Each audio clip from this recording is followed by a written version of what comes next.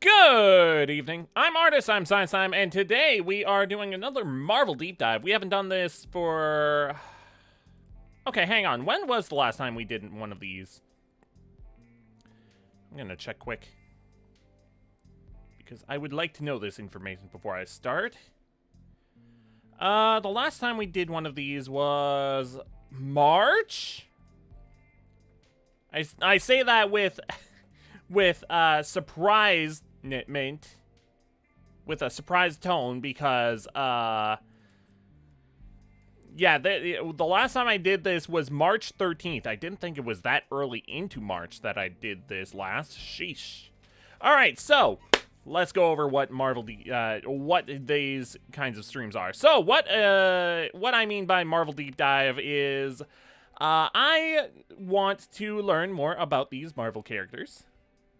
So I have a big Marvel encyclopedia right in front of me, a big physical book, and we're going to be going through this. Slowly but surely, I do want to cover a good chunk of the characters that are in this book. Now, this book is the book that is, actually, let's go to this one. This is the book that is, where is it? This book right here, the Marvel Encyclopedia Updated and Expanded Edition from, I want to say this was like 20, it says 2016 on the back. I'm gonna go by that. Now, granted, that is a little outdated by now. However, Marvel has been around for a very long time. So it may be outdated, a little outdated by today's standards, but it's not so outdated that this is completely irrelevant, so we take it. Plus, I'd just like to get some use out of this book. Alright, so, the purpose of these streams is basically just learning about these Marvel characters that have been around in the comics for a very long time. The last stream of this, we covered characters that are in Marvel Rivals but have not appeared yet in the Marvel Cinematic Universe. And today we are going to be covering characters that are in Marvel Rivals, that are in the Marvel Cinematic Universe, but they seem to differ very much from their movie counterparts. So, let's just get started, shall we? Now, I only have a handful of characters to go through today, because the last stream of this went for 2 hours and 42 minutes, which isn't super long, but initially I wanted to keep these streams to about 2-ish hours, give or take. And, boy, did last time I give. Alright, so, today's characters start with Namor the Submariner. So, who the heck is Namor? Well, let's take a look. Now, I will be going to the Marvel Wiki after certain ones, as long as the bios aren't like super long. So like if the character spans more than like more than the whole page, then I feel like that'll give me a pretty good look at who these characters are. But some of these characters only have like a paragraph, if that. Like I'm trying to find a good example of just a random one. Man, these are actually pretty chunky, some of these character bios. Just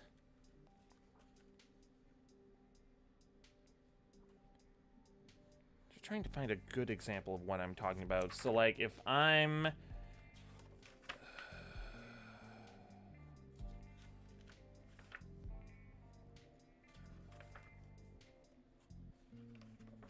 These are actually a little more chunky than I remember them being, some of these characters.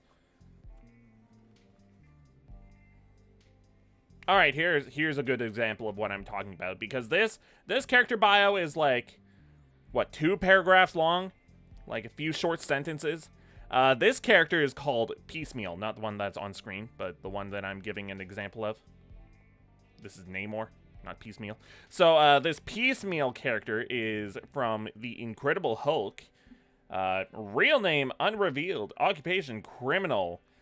The man who would become Piecemeal was an operative from the Commission on Superhuman Activities sent to spy on the Red Skull. The Skull captured him, intending to make him into a living symbol of his criminal organization, the New World Order. Imbued with the properties of members of the Order, and with memories of his previous life erased, Piecemeal became enthralled with being alive. He began using his powers to absorb the life essence experiences of others until the Hulk seemingly ended his menace. That's all. So, like, if I come across a character for this series who only has that little bit of a paragraph, I'm obviously gonna be consulting the wiki in order to find out more. And let's actually see how much they have. Marvel Wiki.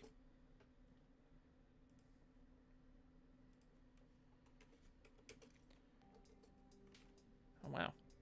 Piecemeal. Yeah, they give a lot more information than that little tiny paragraph. So, yeah, wow. They actually have the exact same picture in this wiki article that they use in this book. Amazing. Like, they could have chosen any other panel that this character appeared in, but it's the exact same picture. Exact same. Alright. So, yeah, if I'm gonna come across a character that only has that short of a paragraph, I'm absolutely gonna be consulting the wiki for some of these characters. So, apologies if I have to take a minute to find more about these characters. All right, so today I already said that. I mean, the character we're covering first is already on screen. Now, Namor takes up a whole page. So, I mean, there are a couple characters around his entry that are relevant, so maybe we'll take a look at those after. All right, so Namor, the Submariner, ruler of the undersea realm of Atlantis. Prince Namor is the mutant son of a blue-skinned Atlantean princess and an American sea captain. He was raised in the underwater kingdom of Atlantis and grew up hating all surface dwellers. During World War II, Namor briefly sided with the Allies against the Axis powers and joined the super teams known as the Invaders and the Liberty Legion. So he's the underwater sea prince of Atlantis. There are a lot of anytime there has been comparisons drawn between this character, it's comparisons between Namor and Aquaman of the DC comics. Which character came first, actually? Let's look that up.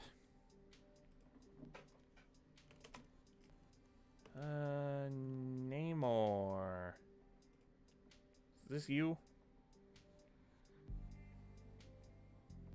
Prince of Atlantis, I believe. Yep, the Submariner. Okay, cool. I was looking up Aquaman.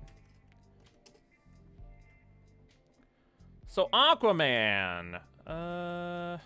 Okay, Aquaman debuted in November 1941. Meanwhile, Namor's first appearance. Ooh, 1939. Aquaman, you are a cheap knockoff. Man, they even have a trident, both of them. I mean, that's a pretty prevalent weapon for aquatic dwelling characters, so fair enough. All right. Let's continue on. After repeatedly battling the Fantastic Four, Namor eventually made peace with them and is now their greatest ally. Oh, really? Wow. Why is he never brought up when, whenever the Fantastic Four are brought up? Oh, by the way, the characters that are being brought up today are indeed characters that have appeared in the MCU, but they are not characters that are super prevalent. Hang on, I want to double check that I have these bookmarked. There's a cup that just fell. Because I moved the book aside.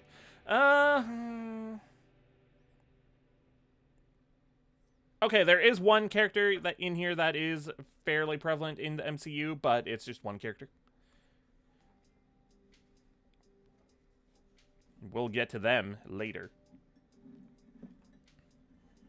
But I wanted to include them because, hey, maybe I don't know that much, and I could always learn more.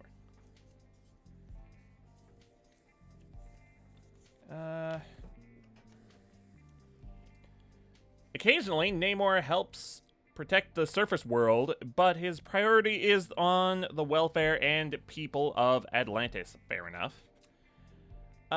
Real name, Prince Namor, aka Namor Mackenzie, aka the Submariner. Occupation, Lord of Atlantis. CEO of Oracle Inc. What? He's a CEO? The heck? Okay. I mean, everyone has to have a hobby. And if you're already, Prince of Atlantis, then, yeah, you're probably pretty set for life, so that's probably just a hobby. Or something that he uses in order to protect Atlantis. I don't know. I haven't read the comics. That's why I'm here today. To learn. Okay, Base Atlantis, already knew that. Height 6'2", nice. Alright, his superpowers are super strength, stamina, durability, and... oh, just those three.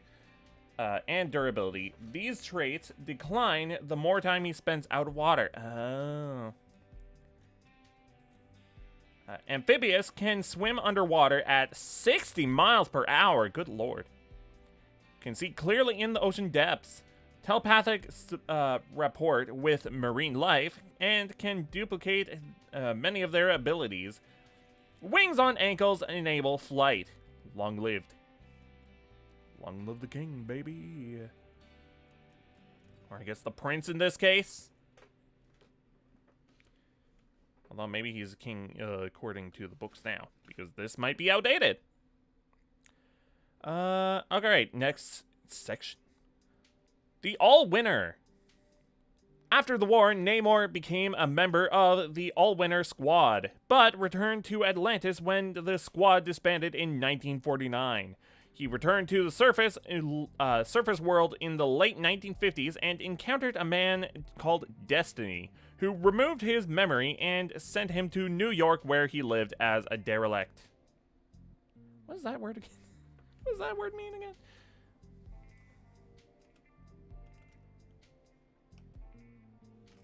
Derelict. In a very poor condition as a result of disuse and neglect.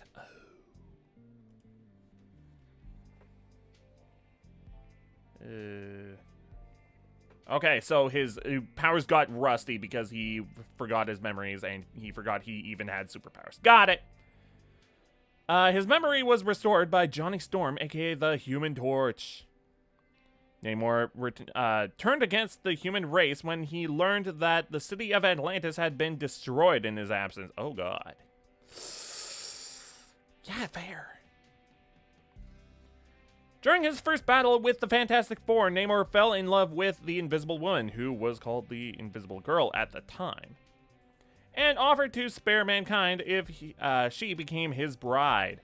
He later attempted to win her by buying a movie studio and offering the Fantastic Four $1 million to star in a motion picture when they ran short of funds. $1 million is really not a lot in today's standards, but like especially for like for movie stars. Yeah, but this was like, it says 1950s. Okay.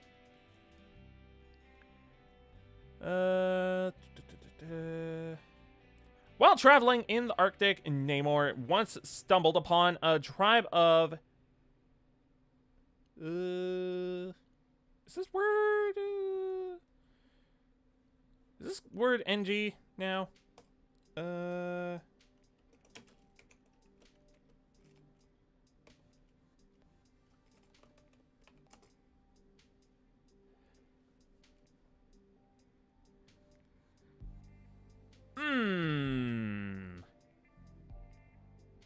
Yeah, that shows that this is a little bit of an older book. Let's go with Inuit?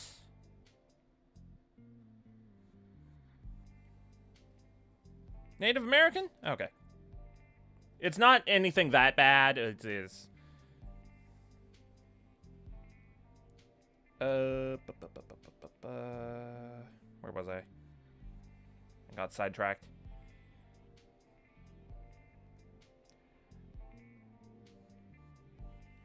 While traveling in the Arctic, Namor stumbled upon a tribe of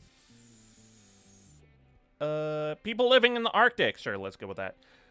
Who were worshipping a figure frozen in ice. In a fury, Namor hurled the figure into the sea. The ice melted to reveal Captain America.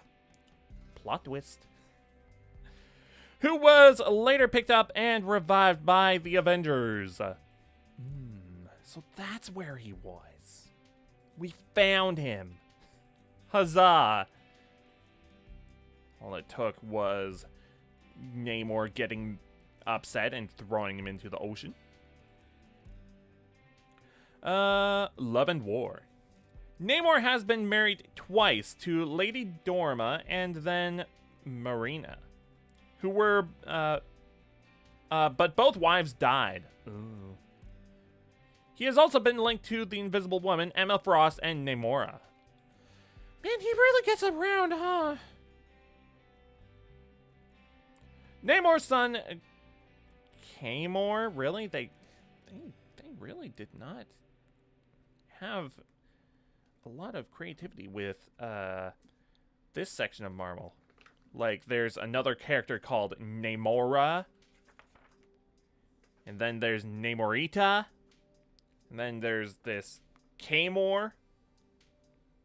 What in the world? Namor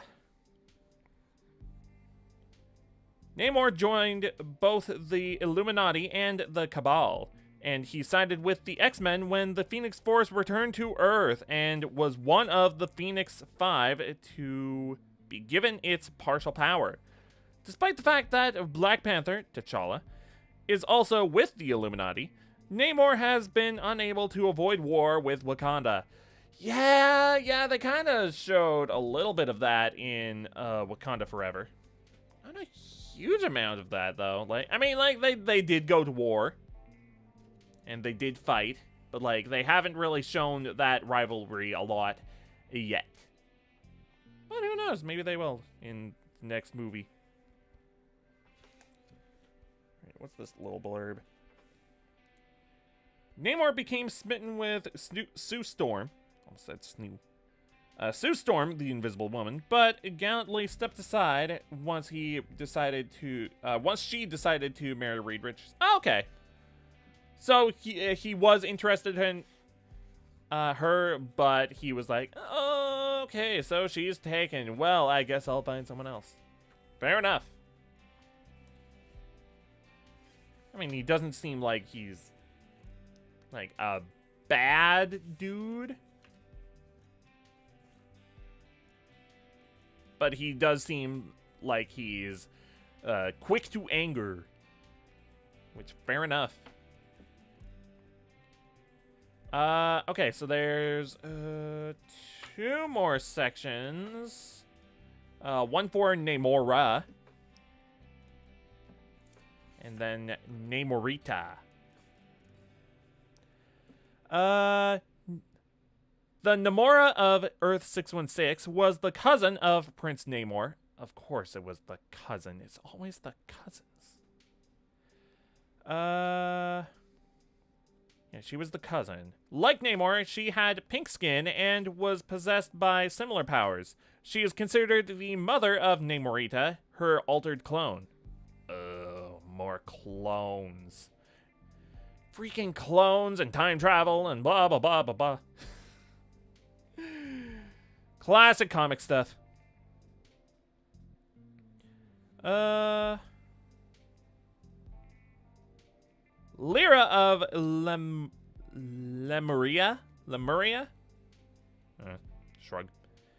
Seems to have murdered Namora years ago, but Namora recently resurfaced and joined the Agents of Atlas. During World War Hulk, she sided with the Hulk. Of course she did. Another Namora was Earth 2189's female counterpart of Namor, but had blue skin. I see. Cool. As Queen of Atlantis, she conquered her world before joining the Exiles, a team of interdimensional adventurers. She was finally slain by an alternate version of Hyperion. Okay. That was the alternate Namora. So, okay. Namora married an Atlantean called Talon? Talon? Okay. After Talon was accidentally killed, Namora moved to Lemuria and married Prince Mero. Okay. Superhuman strength, even by Atlantean standards, and durability. Can breathe in air or underwater. Formerly had the power of flight. What happened to her power of flight? That's unfortunate. Unlike Namor, the Exiles Namora had two water-breathing Atlantean parents. In conquering the surface world, Namora killed her alternate Earth's Avengers and Fantastic Four. Okay, so that was the alternate Earth Namor version of Namora. Okay. There's surprisingly a bit of depth, it seems. With all the cloning and the alternate Earths and the blah, blah, blah, blah, blah. Again, classic comic stuff. And now for Namorita. Real name, Namorita Neptunia, aka Namorita Prentice? Okay. Occupation, college student, based New York City, 5'6". First appearance, June 1972. Namorita is amphibious, able to survive on land and in the sea. Power of flight. Her hands exude a paralyzing toxin. Chameleon-like ability to camouflage herself. Oh. Okay, so there's a little bit of difference in powers at least. Half human, half Atlantean, Namorita was a clone of her mother, Namora, although she was an adult before she discovered this fact. Orphaned when she was still a child, Namorita was watched over by Namor, the Submariner, and his friend, Betty Prentice. Their love and support carried Namorita through the tragic and traumatic loss of her mother. When Namorita became an adult, they also helped and encouraged her to attend a U.S. college.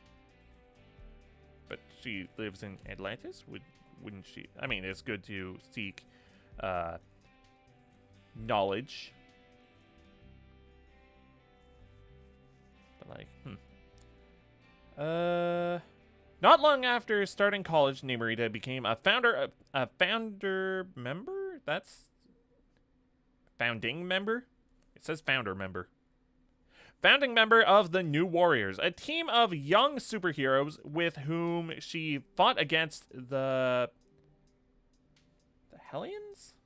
Proteus, and Terrax. The group provided Namorita with a certain amount of security and stability, but not all her time with them was happy. Her first attempt to lead the team resulted in the kidnap of many team members' families. Oh. They were eventually rescued, but Namorita left the team in shame. She tried to return to Atlantis, but she was shut out because the people there had finally learned she was a clone. Yeah, see, you can't. This is why you can't let people know that you're a clone, because people will just reject you. It's not pretty. Not that I would know, but like. Where was I? She tried to return to Atlantis, but was shut out because the people there had finally learned that she was a clone. Oh, I already read that part. Okay. Man, so even just kicked out of Atlantis just for being a clone? Dang. That sucks. She returned to the New Warriors and was with them when Nitro blew up a large chunk of Steamford, Connecticut, killing her along with most of her friends. Nova later rescued Namorita from a point in the past and brought her to the present, where she stayed. Again, clones and time travel and... I swear! There's always either clones or time travel or...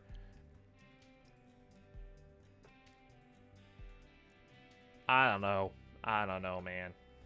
Or both. In this case, it was both. Crazy. And, that's everything for Namor, Namora, and Namorita. The crazy thing is that Namorita's whole bio is bigger than Nebula's. They're right beside each other, and Nebula's is like a few small, sentences. Like, it's really not much that they gave for Nebula. Meanwhile, they expanded Nebula a lot in the MCU. Let's consult the wiki.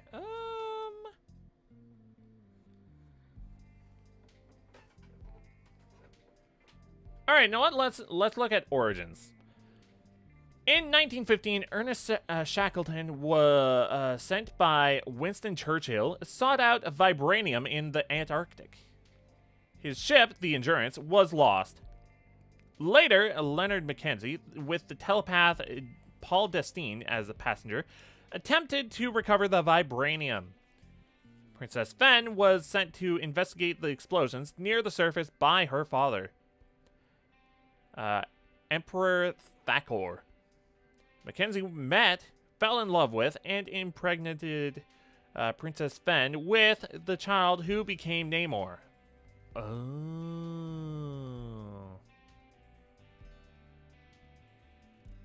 Wait, maybe I'm not getting this.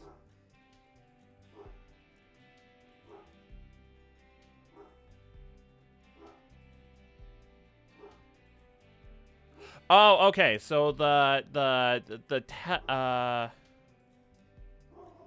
so who's this Leonard Mackenzie? Is he just a dude?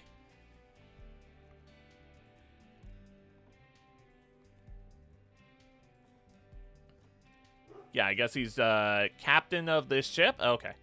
Sent by Winston Churchill. Okay. Mackenzie met, fell in love with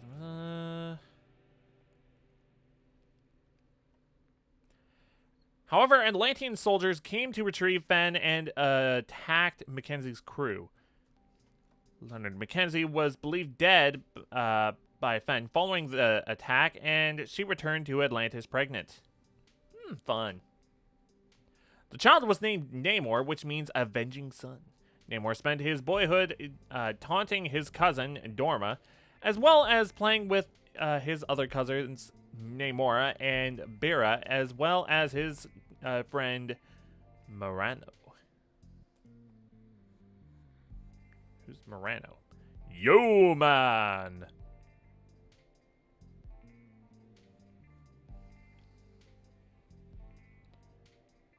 Okay, so I guess this is a bad guy from what I'm seeing. Okay. By the way, I'm gonna be skimming the wiki a lot because there's a lot more to the wiki.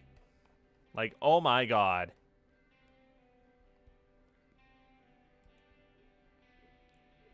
All right.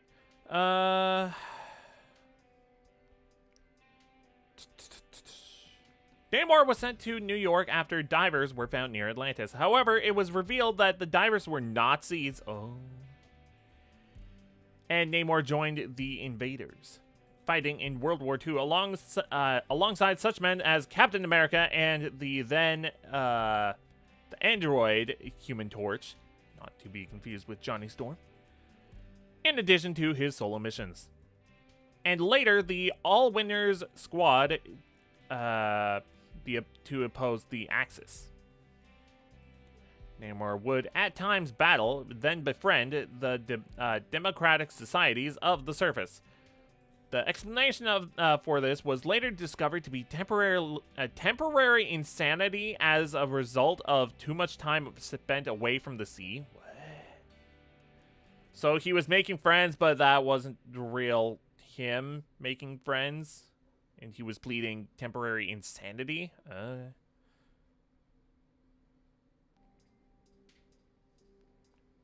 For the most part, however, the Submariner set his sights on Nazi Germany and the Imperial Japan.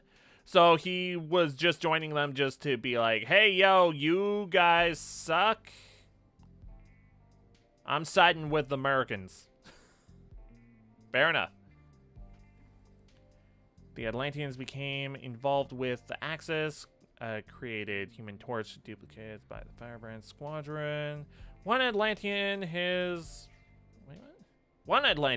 friend Morano, became an Axis agent known as the U-Man. Oh, that's who I was looking at before. Okay. Oh man, to have your best friend just turn on you like that? Dang.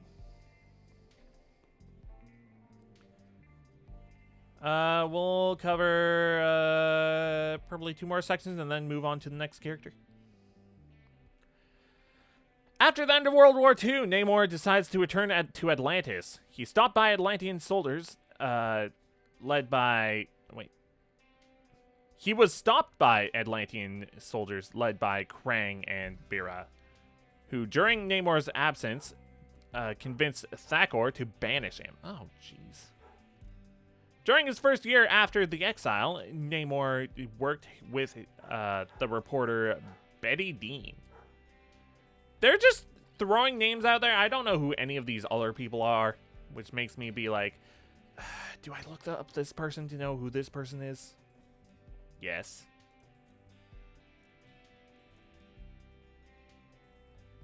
All right, cool. I don't know who this is.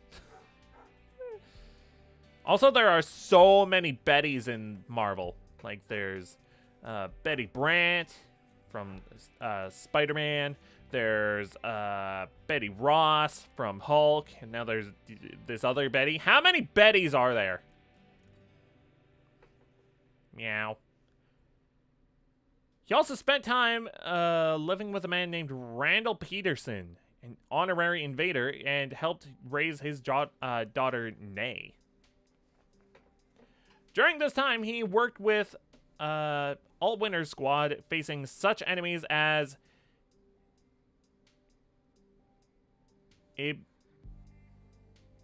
Isbisa and Card Killers.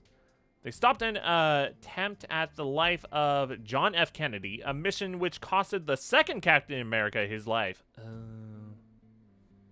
Ultimately, in 1947, Namor was called back to Atlantis to attend Emperor Thakor's birthday celebration. But wasn't he banished? However, when Namor reached Atlantis, he found not a party, but a scene of slaughter. Oh. However, Thakor managed to escape with only a slight wound. Another survivor was Namora, who informed Namor about the surprise attack of a gang led by a man named Stoop. Stoop?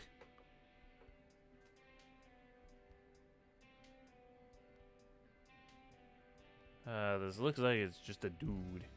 I don't have powers. The picture is just showing a dude with a brown jacket holding a gun. Okay. Like a revolver, even. Okay. Together, they pursued the perpetrators to the United States, where they localized them with the help of the local law enforcement. Ultimately, they both remained in the surface world, working together as crime fighters, until in 1949, Namor decided to permanently return to Atlantis. Because I guess you can do that if the Emperor is now dead. Your exile is just done. Cool. In the 1950s, Namor attempted to gain his recognition for Atlantis, only for bigots to cause the death of a man named Truefout. Okay.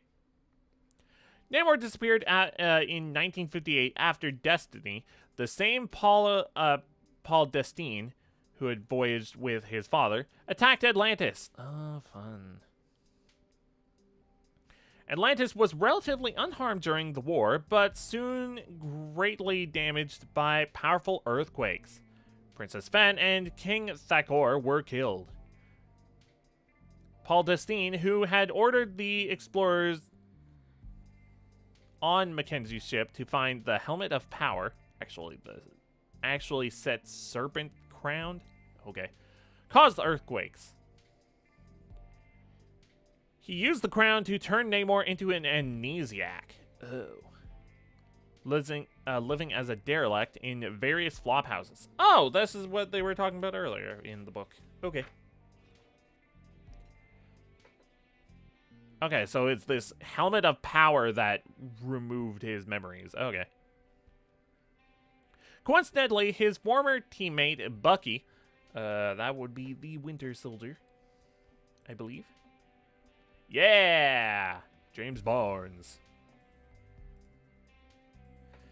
Former teammate Bucky, who was also briefly sleeping in the same flophouse.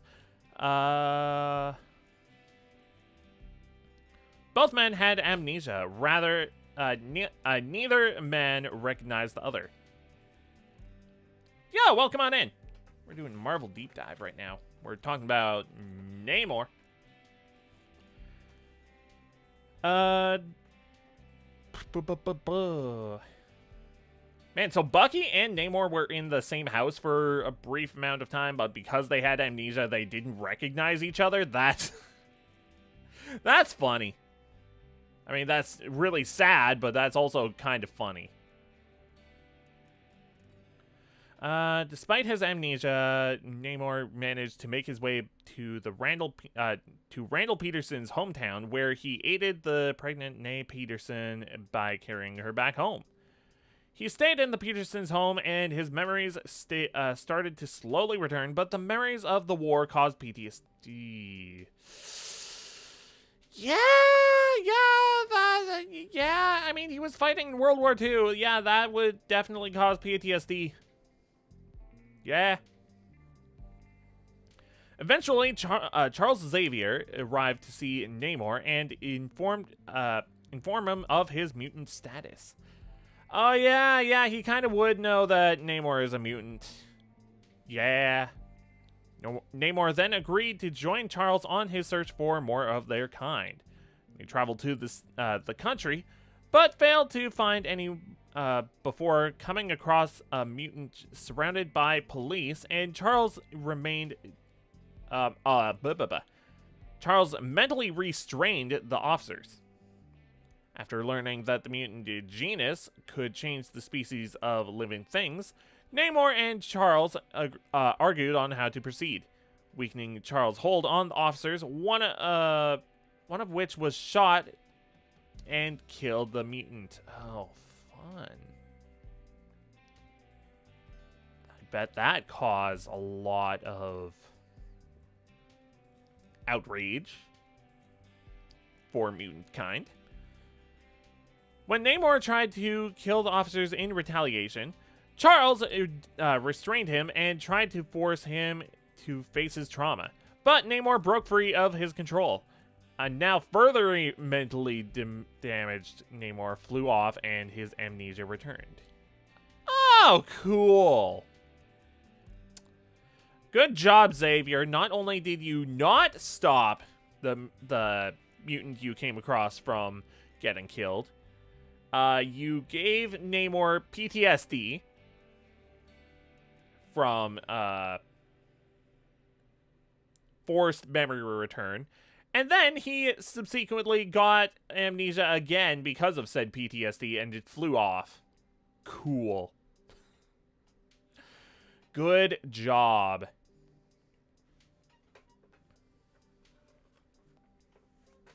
Alright, there is a lot more to Namor in this wiki article, but we are not here to just discuss Namor. So, I think I'll leave it there for Namor, but that's a little taste of Namor. Just a lot of rage, a lot of amnesia and PTSD, and underwater fun. All right, who is next up? Oh, Hela. Okay. Now, here's the thing. Hela is not actually in this book alone, but I do believe that she is in part of a compilation thing as part of Gods of Asgard. I believe she's in here somewhere. Oh, yeah, she's right there. Okay, cool.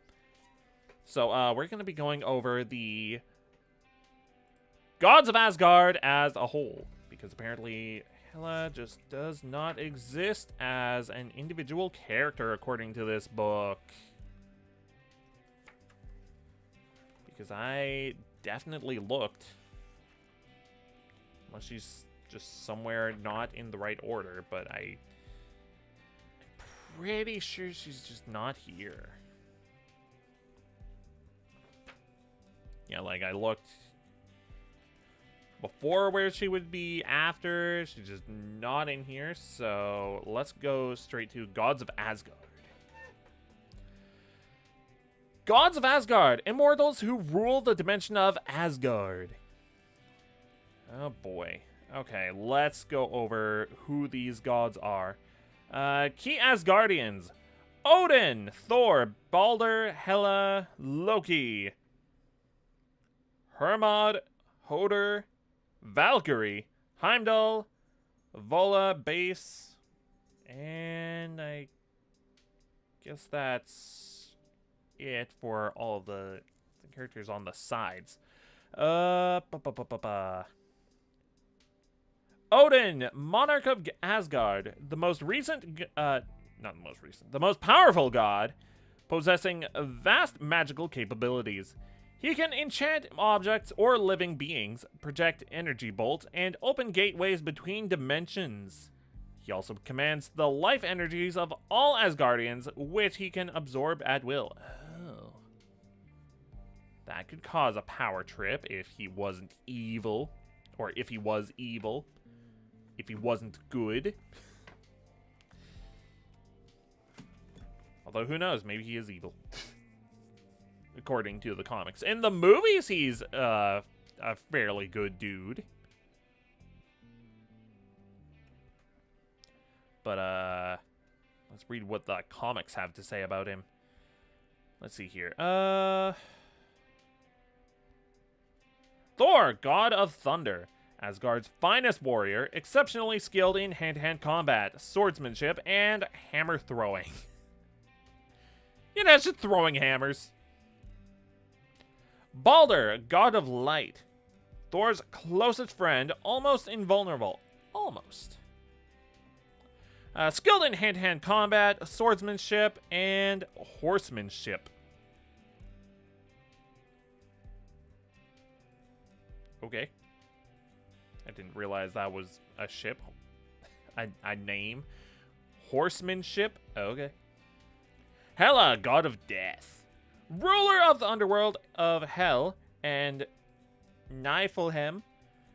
Holds the power of life and death over the gods. Can levitate and travel in astral form. Touch is fatal to mortals. Apparently there's a difference between Hela and Lady Death, who is someone that Thanos was actually trying to romance in the comics. However, that is vastly different in the movies. Although who knows? Maybe they'll try to maybe they'll try to bring back Thanos in some very convoluted way, and he'll try to court Lady Death. Who knows?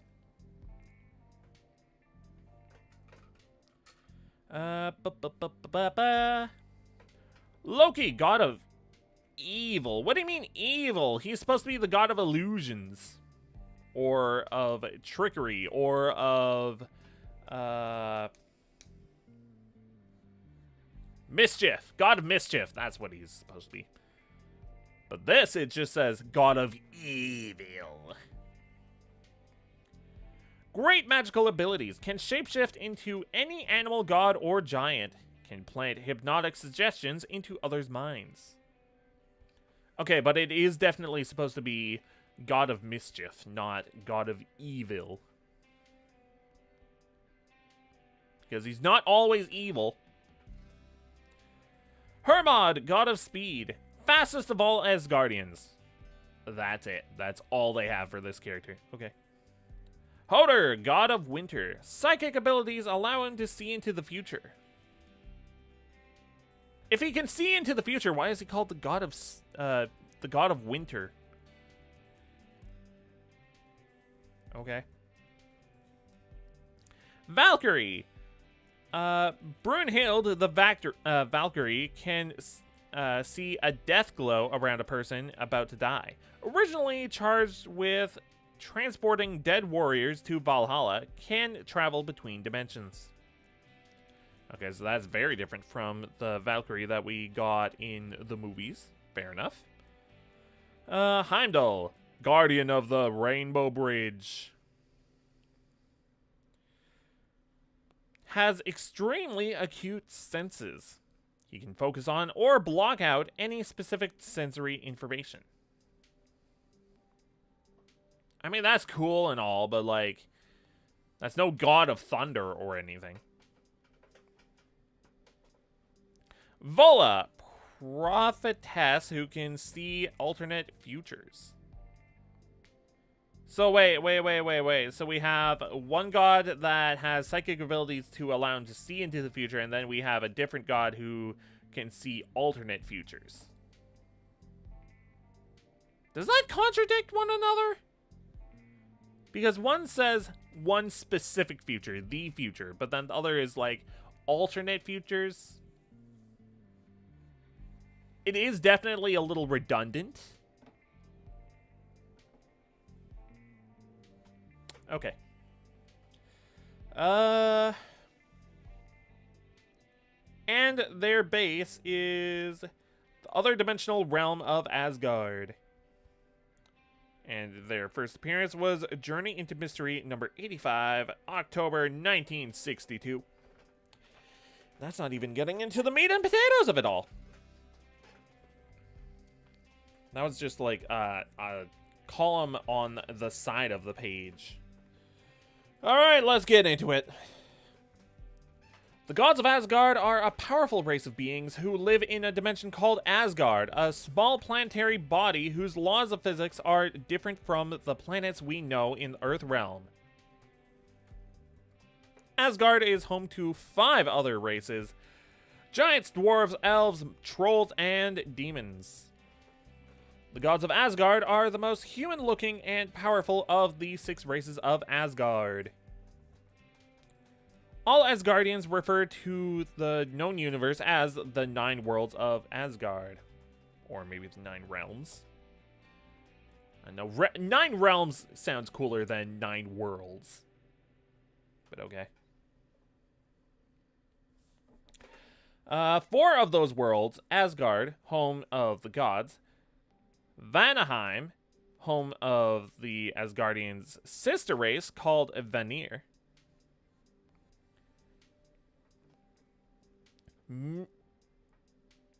Nidavellir? Nidavellir? Yeah, actually this was in Avengers Endgame. Or not Endgame. Shoot, it was Infinity War. Yeah, this was in Infinity War when Thor, Rocket, and Groot were trying to get Stormbreaker made. Yeah. Yeah, that was at Nidavellir. Home of the dwarves, and Alfheim, home of the light elves, actually share the planetary body on which Asgard is located. The other 5 worlds exist in separate dimensions, connected by an unknown number of interdimensional nexuses.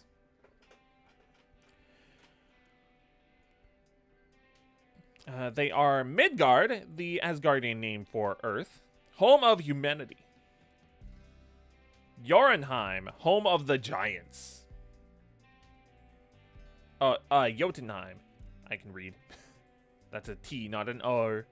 Jotunheim, home of the giants. Svartalheim.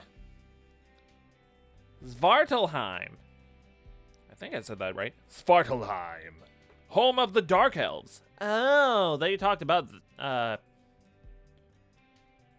was that place even in Thor the Dark World? I know the dark elves were. I don't know if their actual planet was, though.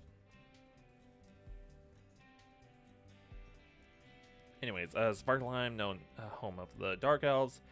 Hell, land of the dead, and its adjacent world, Niflheim, the frozen realm of the dishonored dead. Oh. And Muspelheim, land of the fire demons and home to Surtur, the god of the Asgard's most deadly enemy. Well, now, see, that was in Ragnarok. The Rainbow Bridge. The origin of the gods of Asgard is not clearly known, but it is believed that, unlike the other races of the realm, the gods are not native to Asgard. Legend has it that they were born on Earth but moved to Asgard in the far distant past. The Rainbow Bridge, also known as the Bifrost, one of the interdimensional nexuses, connects Asgard to Earth. Although they look human, the gods of Asgard possess superhuman physical abilities. They are extremely long-lived, although not immortal, unlike their Olympian counterparts. Because, of course, they have Olympus and the Norse gods.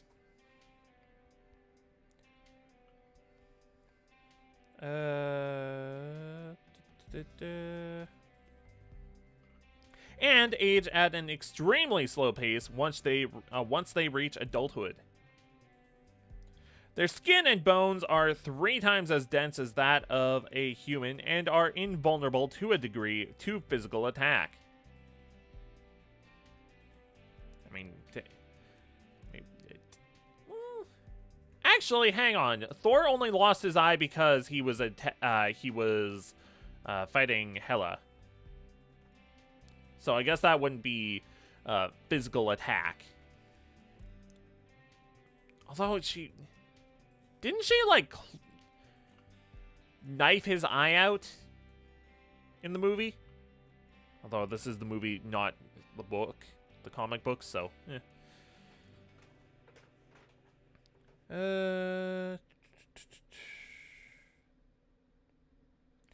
They possess great strength, able to lift 30 tons. Sheesh. How much is that in bananas? And due to their density, weigh far more than humans of comparable size. The gods of Asgard are immune to all diseases found on Earth, and their metabolism gives them superhuman endurance while performing physical activities. I mean, they kind of went over that a little bit, like they kind of went over the immunity to all diseases found on Earth in Love and Thunder, with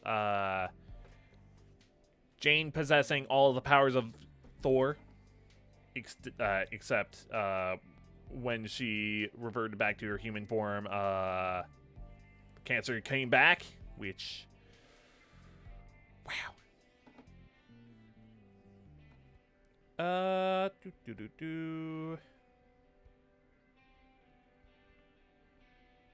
All Asgardians are born with the potential to use and control mystical energies, although only a few, such as Loki, have developed this power to any significant degree. Fair. Surtur rises from the flames of Muspelheim, land of the fire demons. The Fantastic Four cross the Bifrost, the Rainbow Bridge to Asgard, which is guarded by Heimdall, Century of the Asgard. And then there's a big picture of a bunch of the gods, the Asgardian gods. Let's see, we have Enchantress, Sif, Balder the Brave, Hela, god of death, Hermod, god of speed, Loki, Thor, Heimdall, guard of the Rainbow Bridge, Thunderstrike, Odin, Camilla, the Norn Queen, Curse, Frigga, Fandral the Dashing, Fostag the Enormous, Hogun the Grim, Thor Girl. Is that not Mighty Thor?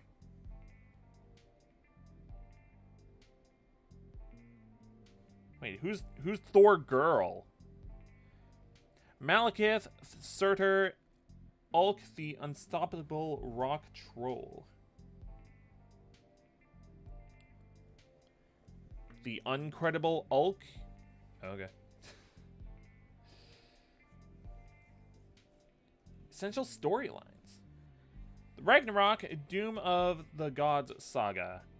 Loki and his followers unleash an attack on Asgard intended to destroy the home of the gods and all its inhabitants. Thor's hammer, Mjolnir, is shattered during the battle that follows. Oh, so it's not Hela that destroys the hammer in the comics. Or I say destroys, because it's still usable in Love and Thunder. Albeit it is still shattered, but... The storm giants, sworn enemies of the gods, eat and drink their fill in Jotunheim, their Asgardian home. Odin challenged Thor and Loki in the foreground to return the golden apples of Iduna to the storm giants. Oh. I mean, they look pretty big in this picture. Well, that's okay. So I start there. Okay.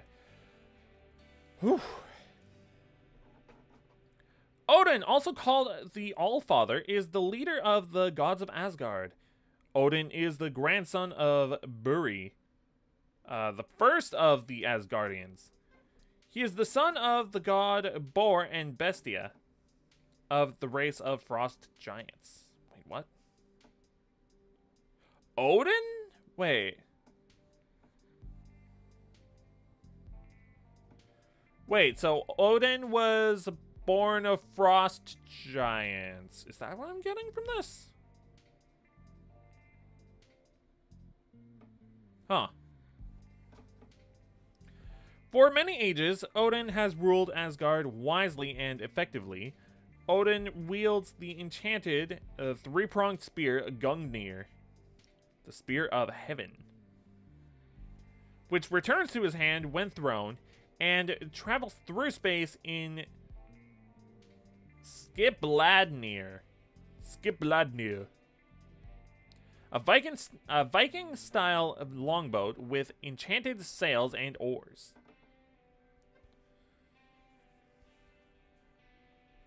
Thor, son of Odin. Although Odin made Frigga his queen. Okay. I'm not misreading. Okay. Although Odin made Frigga his queen, he mated with Gaia, the goddess of earth, who bore him Thor, the god of thunder. However, Frigga raised the boy, who believed her to be his mother. Oh, what? Wait, so Frigga was never Thor's mother? Huh. I mean, she was his mom, but not his birth mother. Huh. Dwarves, the dwarves of Nidavellir. The dwarves of Nidavellir created the hammer Mjolnir, forged in the mystical metal Uru. Odin enchanted the hammer so that only one worthy of wielding such a powerful weapon could lift it. When Odin came of age, when Thor became of age, rather. I think I said Odin before? Whatever. Odin presented him with Mjolnir, and Thor became Asgard's greatest warrior. Thor, who had been adopted by Odin, turned to sorcery and became the god of mischief. Jealous of Thor, Loki vowed to destroy him. Loki launched the final war of Ragnarok, the end of the universe in Norse myth. But Thor broke the cycle and stopped the war.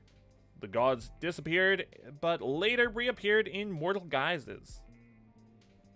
Thor brought them to a reborn Asgard, which hovered over the plains of Oklahoma. America. Because comics are silly. At the end of the Dark Reign, the Sentry destroyed Asgard. Soon after, the new Red Skull found the hammer of Skadi and revived Odin's brother Kull the Serpent, along with his generals, called the Worthy. See Fear itself. Odin remade Asgard in another realm, planning to raise the earth to destroy Kull. Instead, Thor led the world's heroes to victory against the Worthy. Thor himself slew Kull the Serpent, but at the cost of his own life. Stricken with grief, Odin gave up the rule of the Norse gods to Frigga, Gaia, and Idun, the goddess of immortality, and locked himself away in his new Asgard. Iron Man helped him build Asgardia, the Norse god's new home, hovering over Broxton, Oklahoma once again. It does not say if Thor was revived. I'm gonna assume Thor was revived at some point in the comics. Now I'm curious. Oh. Not gonna read the whole thing for Thor. We're gonna save that for another day, but I wanna... Oh, wow. Holy moly. Thor has like 4 freaking pages. Good lord.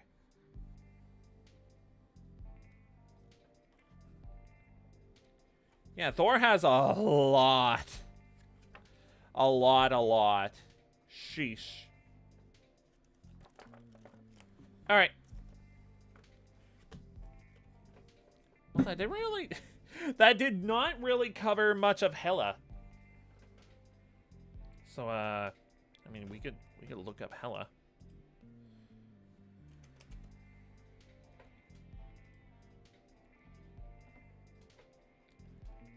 Yeah, there's a fair bit more. So, let's just look up, like, yeah, Yeah, let's just go over like a few paragraphs of Hela. Hela was originally the artificial black Infinity Stone created by the then Allfather Bor Burison. He had his magicians create the stone in a forbidden area of Niflheim, but were suddenly attacked by the Mad Guardian Thanos from the future. Again, it's always either clones or time travel.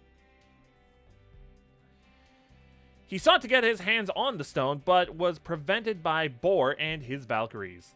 Utilizing the Galactus Seed and the Eternal Flame, Miskun and her fellow magicians created the stone to act as fuel. And as Thanos came to confront them about the stone, transformed into a baby girl. Thanos sought to sacrifice her in order to gain her power, only to be stopped by Doctor Doom, Thor, and Lausa Odin's daughter from the future. Again, always clones or time travel in the comics.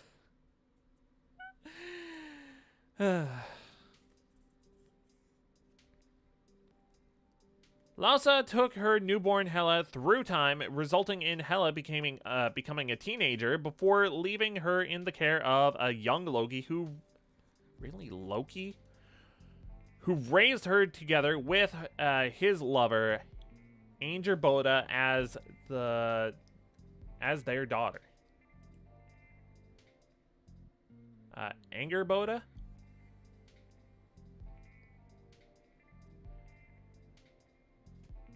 Giantess of Jotunheim and a witch. Okay.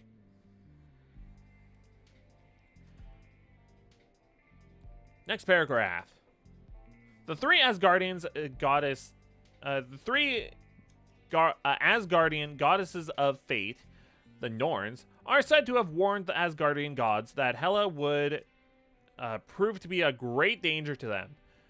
Odin, ruler of Asgard, decreed that Hela would become a goddess and ruler of the spirits of the dead on the day of her maturity.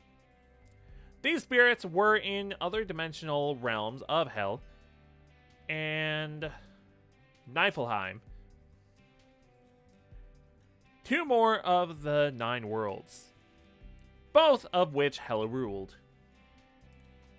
However, Odin himself directly ruled that the souls of Asgardians and their human worshippers who died in battle as heroes and had the place of he declared them as heroes and had the Palace of Valhalla built in a distant section of Asgard to house them. World War II.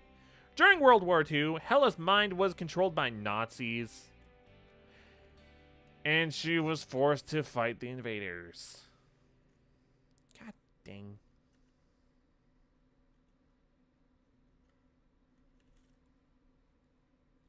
Wow. Next section. Oh, this is a chonky one, so we'll stop after this one. For Hela anyways. For ages, Hela sought to bring more Asgardian souls under her control, especially longed to possess the souls of Odin and his son, Thor.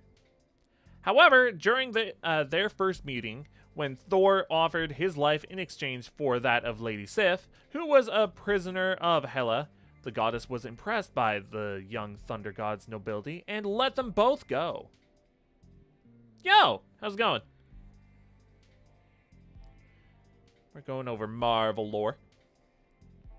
We're covering Hela right now. And this is going to be the last section of this character, so we'll be moving on to a new character shortly.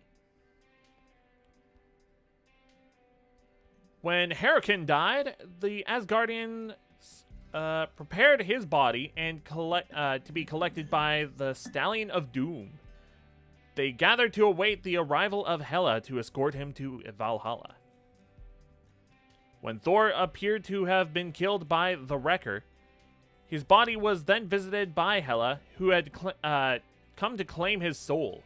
However, before she could give Thor her killing touch, his still living body projected an astral image that stayed her hand. He then reclaimed his body to defeat the Wrecker. You love Marvel movies? Nice, I do too. We're actually going over Marvel characters that are in Marvel Rivals, but are in the Marvel movies, but did not get a lot of representation in the movies.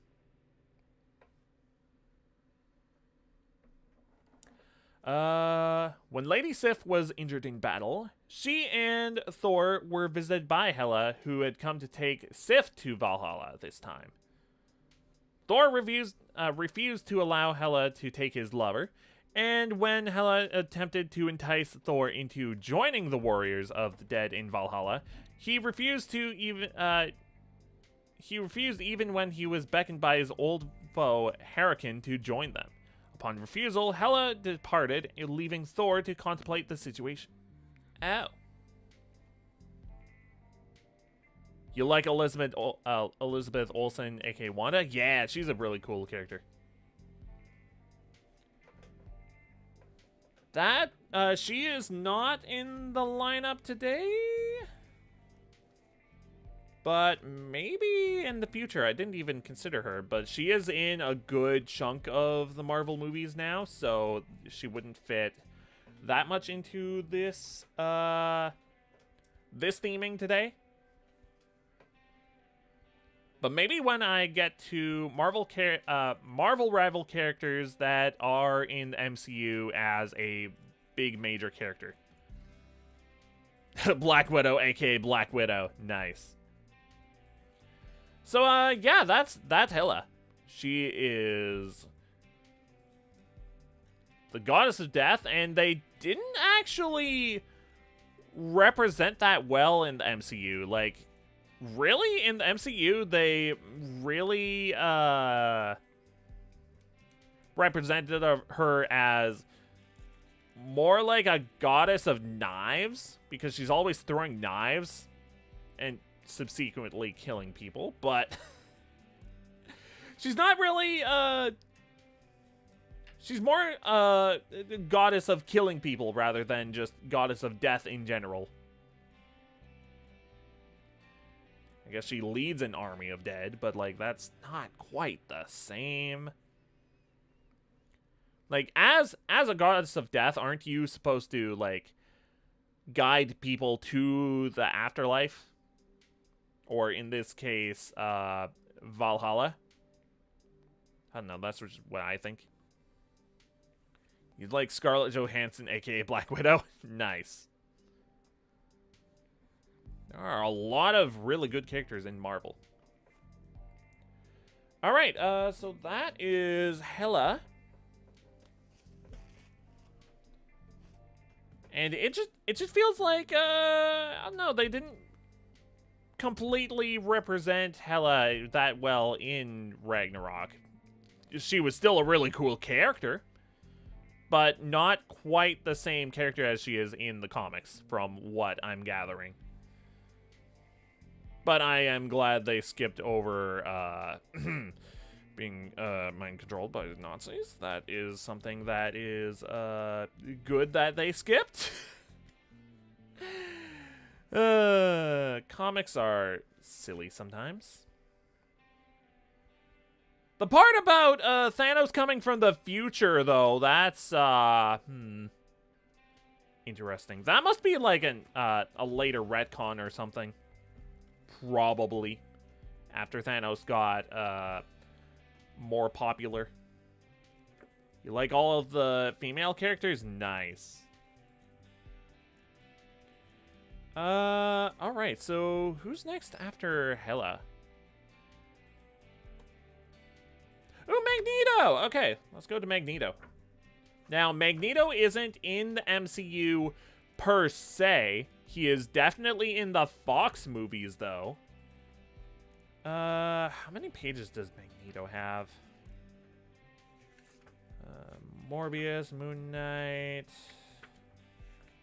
Mr. Fantastic. Where are you? Maximus, Mantis, Mandarin. Maelstrom. Where's Magneto? Why have I not found Magneto yet? Loki. Oh, here we go. Magneto. All right. This is 2 pages, so we probably won't be going over the wiki for Magneto because this is pretty extensive. All right. Magneto, Master of Magnetism.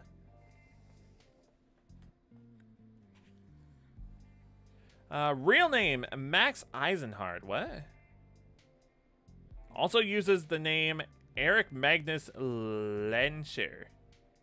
I knew of the name Eric because they do use his name in the Fox movies, but they don't. Never heard his name as Max Eisenhardt.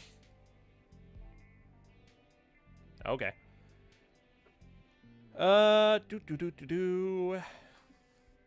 Powers: mutant ability to manipulate magnetism and all forms of electromagnetic energy. Allies: Brotherhood of Evil Mutants. Sometimes. Sometimes Charles Xavier, formerly the X-Men, the New Mutants. Foes: Professor Charles Xavier, the X-Men, the Avengers, and the Fantastic Four.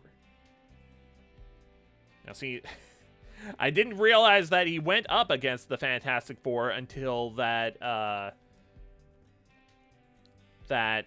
older cartoon where he was beaten by a wooden gun. I didn't realize he went against the Fantastic Four until that video started going around. Beaten by a wooden gun. God, that was silly. That was a silly cartoon back then. Yeah, that was the cartoon that they replaced Johnny with Herbie for some reason. The robot.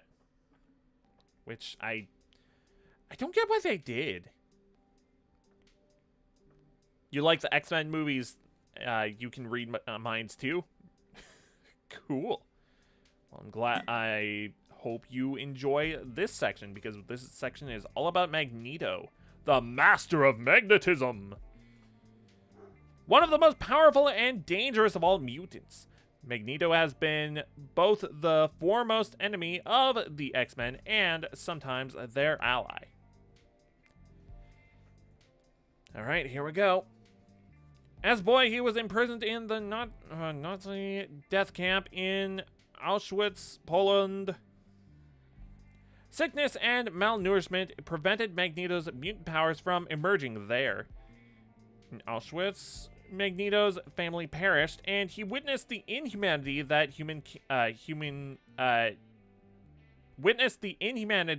people can show to those who are considered different. Yeah.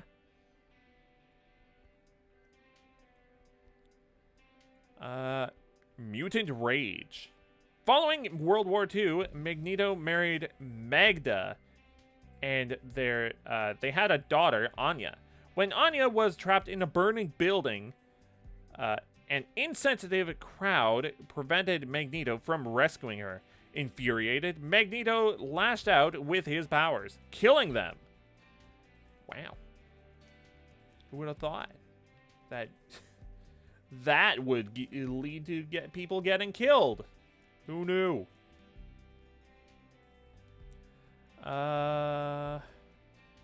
Frightened by what her husband had done, Magda fled from him. She had not told Magneto that she was pregnant. Eventually, Magda arrived at Wandagore Mountain, where she gave birth to she gave birth to twins, Wanda and Pietro. She then ran away into the wilderness, where she presumably died. Oh, cool. While searching for Magda, Magneto employed a forger named George Odekirk to create a false identity, Eric Magnus Lenscher, for him. Eventually, Magneto settled in Israel, where he became friends with the young Charles Xavier. See, Professor X. They continually debated their different views on whether mutants could peacefully coexist with the rest of humanity. Something that they're always going to be fighting about, probably for the rest of their lives. Let's see. Where was I? When their friend Gabriel Haller was abducted by Baron von Strucker. Oh, Strucker? No, no. And his Hydra agents, Magneto and Xavier rescued her. Magneto used his powers to make off with a cachet of Nazi gold that Strucker had bought. I really hope that me saying Nazi a bunch isn't gonna like demonetize anything, because good lord, there's a lot of that word.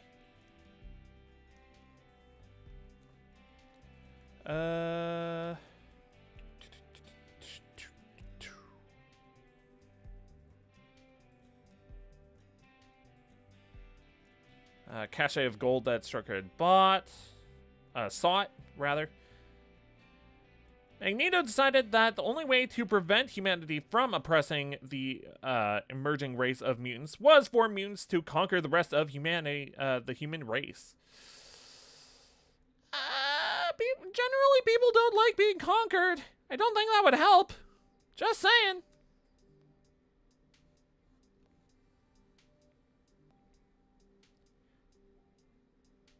Indeed, Magneto believed that mutants were superior to ordinary humans and deserved to rule them. Magneto's first step in his war against the human race was to seize the missile base at Cape Citadel, Florida. By now, Xavier had founded the X-Men, who had foiled Magneto's takeover of the base. Yeah, yikes. Next page. When Magneto next battled the X-Men, it was as leader of the original Brotherhood of Evil Mutants. You know, if you're calling your group the Brotherhood of Evil Mutants, do you really think that you're in the right?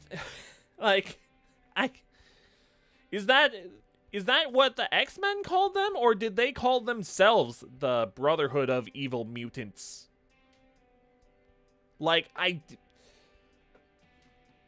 How would one think that they're in the right if they're calling themselves the Brotherhood of Evil Mutants? Although maybe that's just a name. Maybe that's just how they thought humanity was going to view them as, so they took that name for themselves in order to,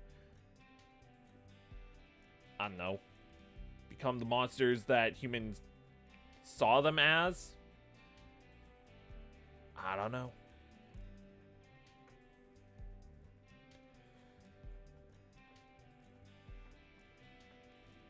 Then there's a blurb, a picture. A resistant moment, including Cyclops, Spider-Man, and Wolverine attacked Magneto's House of M before the Scarlet Witch finally restored reality to its previous normalcy. Oh, right, the House of M. I've heard about the House of M. That was a whole storyline in and of itself. Yo, Jay, how's it going? When Magneto next battled the X-Men, it was as leader of the original Brotherhood of Evil Mutants. Again, if you're calling your own group the Brotherhood of Evil Mutants, how do you see yourself as being in the right? Oy. The other members were Mastermind, the Toad, and Pietro and Wanda, Quicksilver, and Scarlet Witch, who felt obligated to Magneto for saving them from a mob. Okay, so let's back up a bit. So, it was already stated that Pietro and Wanda were the children of Magneto. Okay, but, like, every villain is lemons. I guess that's how you get around it, sure. The brotherhood of every villain is lemons, mutants. Okay, sure, but let's go with that. Except it still has the name villains in the title. How would you justify that? So yeah, like, did Wanda and Pietro know that they were the children of Magneto before they joined the Brotherhood, or did they find that out later? Because it doesn't say that they know that they are his children.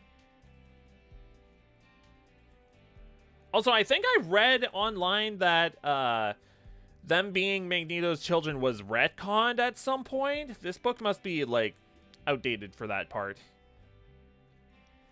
Maybe. If that's true. I don't know. I don't remember if that was retconned or not.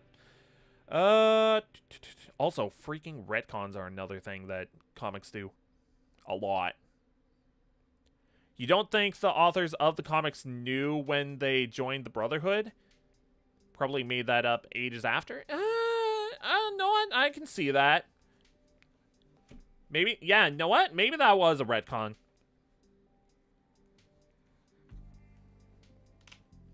Speaking of retcons.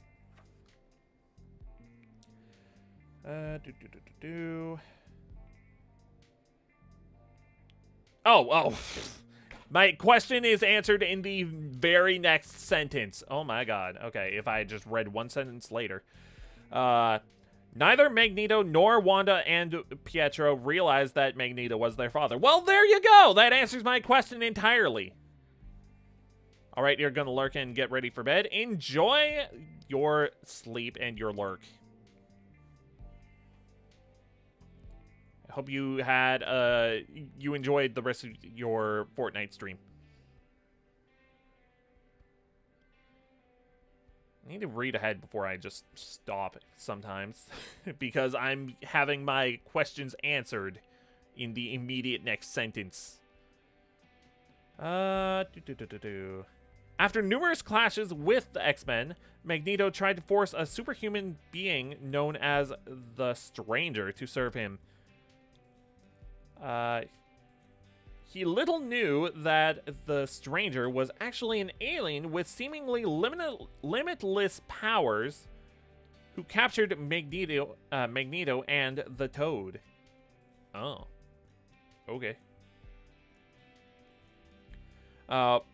Weary...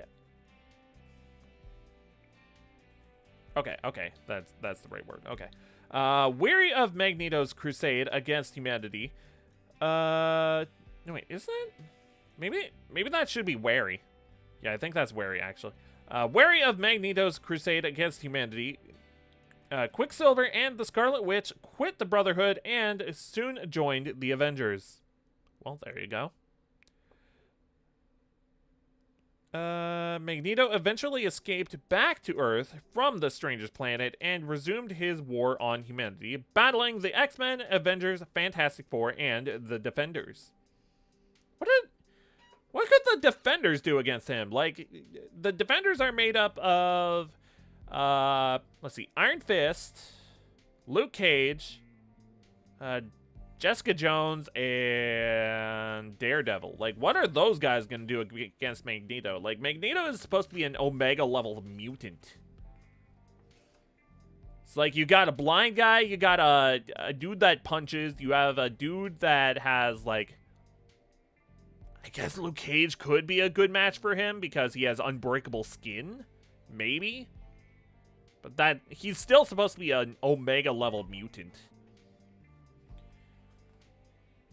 And then Jessica Jones. who really just has, does she have light actually in the books? In the comics? Hang on, I'm gonna look this up quick. Because I mean, I'm pretty sure that's the lineup for the Defenders, usually. Like, that's not just the show that has those four as the Defenders. Because I've looked this up before. G... Looking for J. Oh god, that's a rip that I just made. Just a tiny one, but still, oh god. Man, there's a lot of pages for Hulk. 1, 2, 3, 4. Oh, just 4? Okay. I mean, that's still a lot for one character. J. Jones Jessica. Superhero strength, durability, and can fly. Okay, so yeah. What is that going to do against Magneto? Because there's a lot of mutants that struggle a lot against Magneto. Because magnetism. Okay. He also formed several new versions of the Brotherhood, which he probably just referred to as the Brotherhood after a while, because Brotherhood of Evil Mutants. First off, that's a big mouthful. Second of all, it has evil in the title. Like, how are you gonna gain any ground on what you're doing if you're naming yourself the Evil Brotherhood?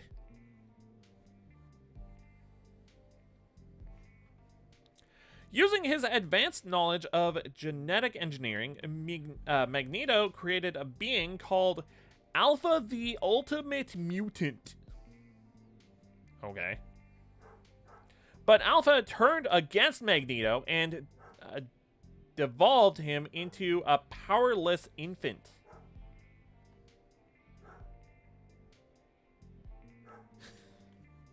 Comics are so silly sometimes, I swear.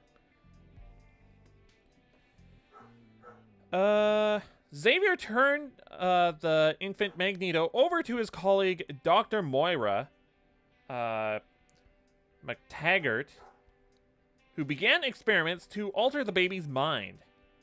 Is that really an ethical thing?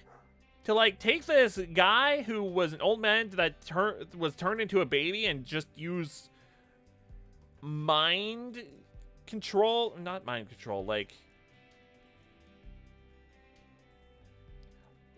brain experiments? Using brain experiments on this baby's mind that used to be an old man, but then he was turned into a baby? Like, is that really that ethical? I don't think so. Xavier, you're messed up sometimes.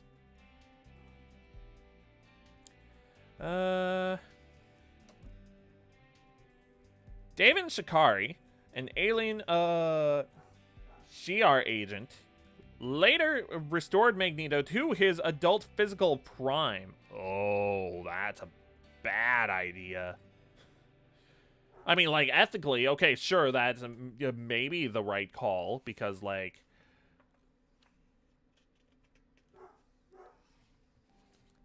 Like, does anyone really deserve to be turned into a baby? I don't know. But physical prime? He could do a lot of bad stuff in his physical prime.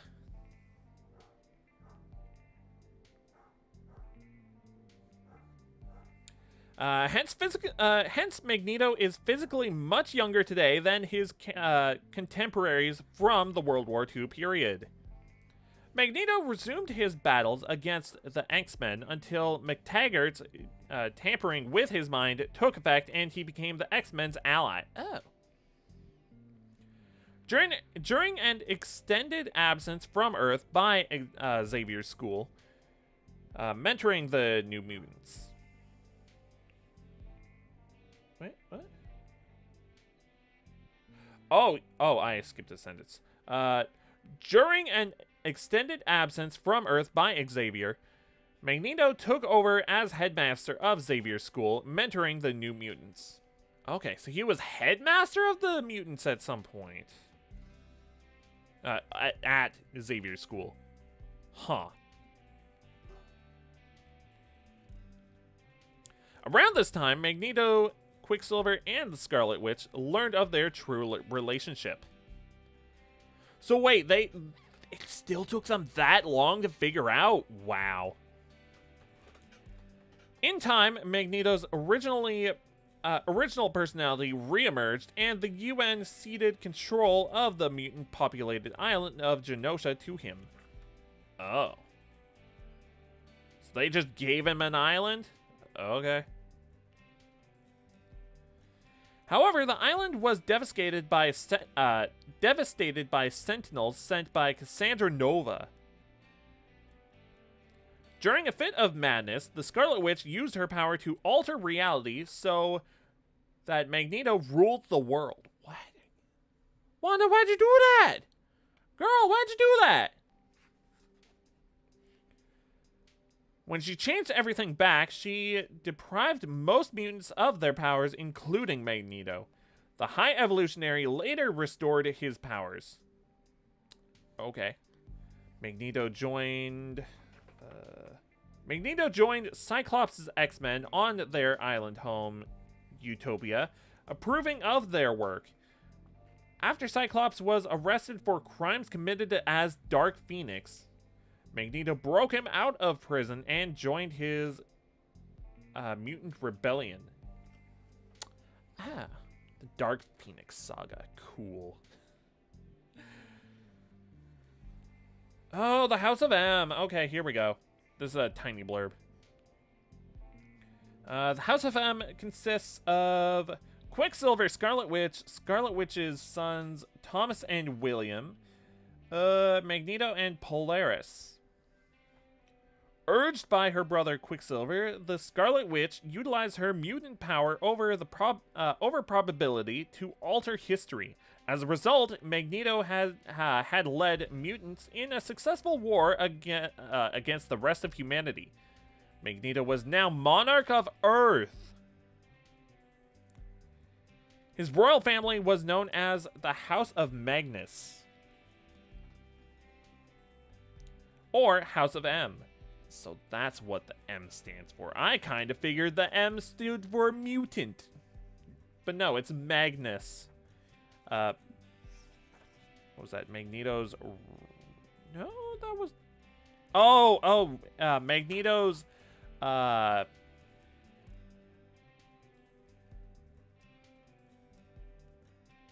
Wait, hang on. Yeah, Magneto's second identity, his middle name. His middle name for his second identity. Okay.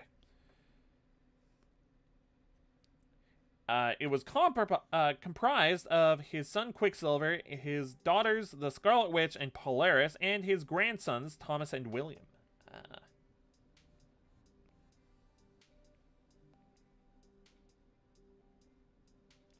When Magneto joined the X-Men on Utopia, he changed his to a white costume to signify that he had put his dark past behind him.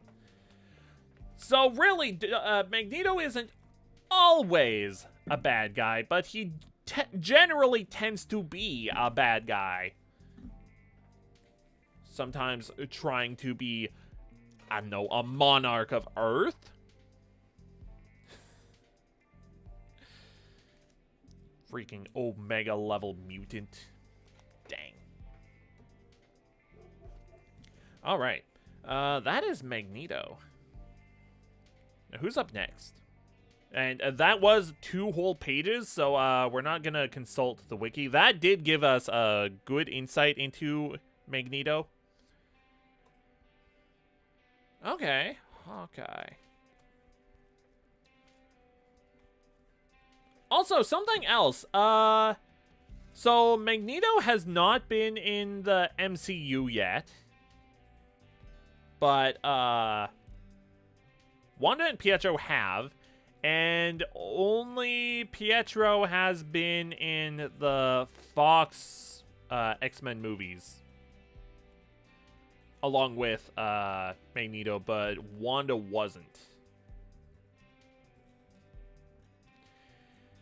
Thanks, movie rights, for splitting up everyone and making everything convoluted and confusing. appreciate that.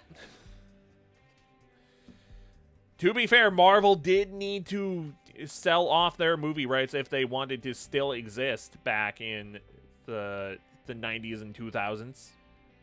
So that's why they did it. Otherwise, they would have been bankrupt, and we probably wouldn't have Marvel today. So, yay for that.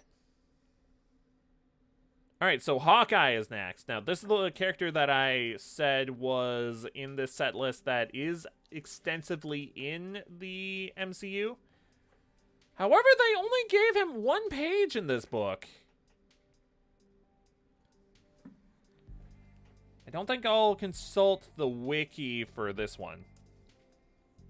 Because we're actually going a little long. And we're only a half-ish way. Alright, Hawkeye, the Marksman. Real name, Clint Barton. Occupation, superhero adventurer. Does he really not have any other occupation? Okay. Base, Manhattan, New York City. He's 6'3"? Good lord. I thought it would be like, I don't know, 6 foot even. 6'3", dang, he's tall. Blue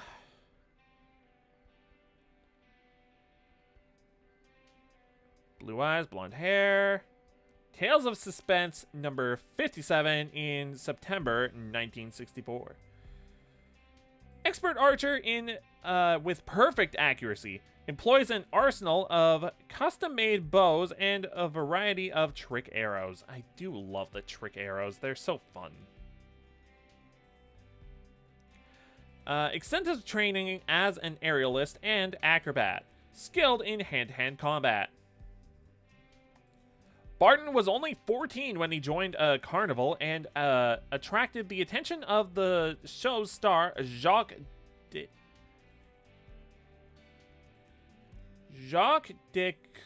Descune?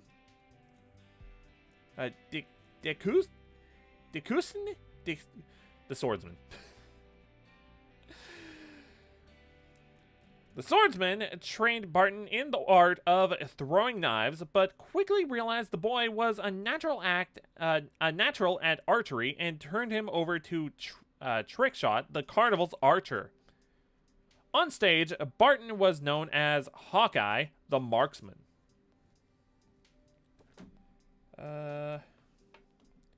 Wickedly sarcastic, Hawkeye has developed some of his trick arrows to both defeat and humiliate his foes. Okay, hang on. I have to know. Who came first, the chicken or the egg? Hawkeye came out in 1964, and Green Arrow... When did Green Arrow come out? Your first comic was, 1941. Green Arrow takes the win for this by a large amount. Good lord. Wow. Yeah, by a wide margin, Green Arrow came out first. Holy moly. Interesting.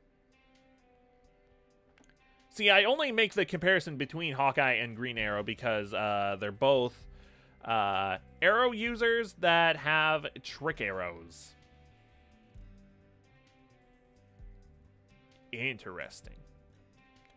Garfield is your favorite comic book guy? He hates Mondays just like you.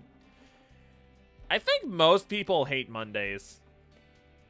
My suggestion is plan fun stuff around fun days around Mondays.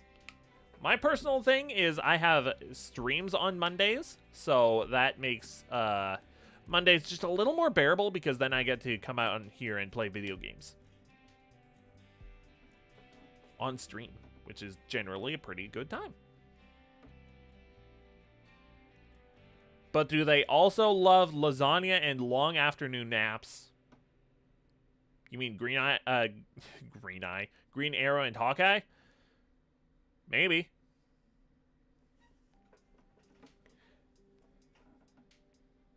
Man, so...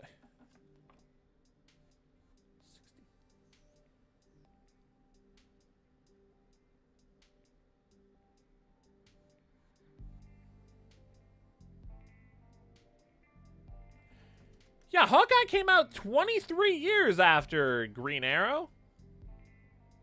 If this is right.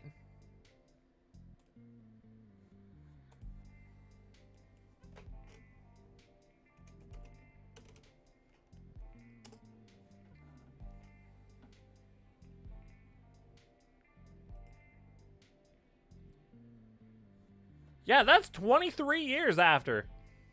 Holy moly.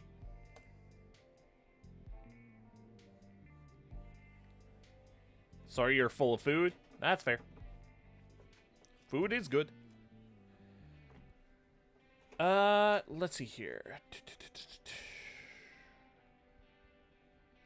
Going wrong. Witnessing Iron Man in action inspired Barton to use his archery skills to fight crime. When he tried to prevent a robbery, he was mistaken for a thief. Oh. And he wound up fighting Iron Man instead. Oh. Soon after, he met the original Black Widow, fell in love with her, and started committing crimes to impress her. Oh. Clint, no! How could you? You wanted to be a hero, but then you turned to crime? How dare. Barton reformed and begged to be admitted into the Avengers. Iron Man sponsored him, and Barton remained an Avenger for many years, though he occasionally took brief breaks and even joined the Defenders during during one of his breaks. Okay. To help the team, Barton sometimes borrowed Hank Pym's growth formula and became a new Goliath. Oh, what? Sometimes he was Goliath? Oh. Okay. Interesting. While on leave, Barton married Bobby Morse. Mockingbird. Oh, that's Mockingbird? Oh, shoot. Okay. I only say react like that because Mockingbird was a prevalent character in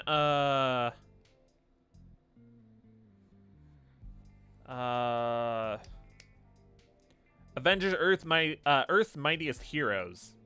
Which, that's a great series. I should rewatch that at some point, because I really like that show. They moved to California when Barton was assigned to set up the West Coast Avengers. After Mockingbird seemingly seemed to be killed in action, the West Coast branch disbanded. And Barton rejoined the main Avengers. Oh boy. Here's a sentence. He died stopping a Kree warship during the Scarlet Witch's breakdown, but she restored him to life when she rearranged reality after M-Day. Because, of course. Always time travel or clones or resurrections. Sometimes there are gods involved. I say sometimes as if Thor isn't a thing.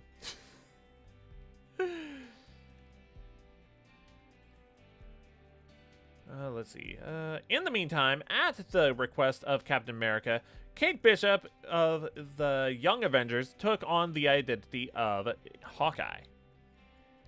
I mean, that was shown in the show Hawkeye. Kate Bishop in her role as Hawkeye while fighting in the Young Avengers, and it has a picture. The Hero Reborn. Barton temporarily took on the identity of Ronin. That was shown in Endgame. A masked swordsman. During the Secret Invasion, he discovered Mockingbird was still alive. Oh, shoot. They reunited, but despite their best efforts, the marriage fell apart. Oh.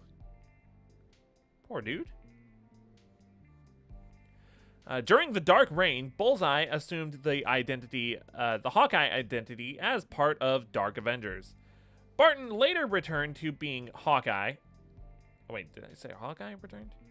Barton later returned to being Hawkeye, and leading various types of Avengers.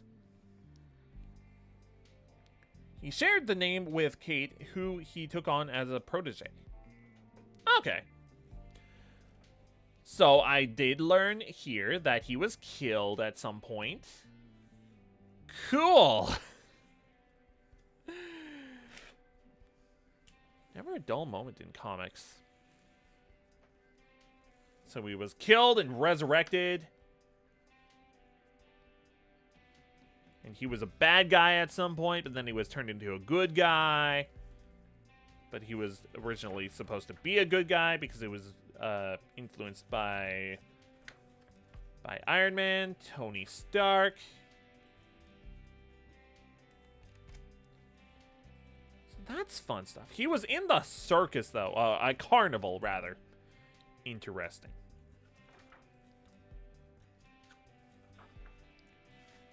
Let's see here. Alright, so that's Hawkeye. Who's next? I'm only gonna do, I'm not gonna do the wiki dive for Hawkeye. Oh boy, okay, here we go. That's towards the end of the book, because this is www.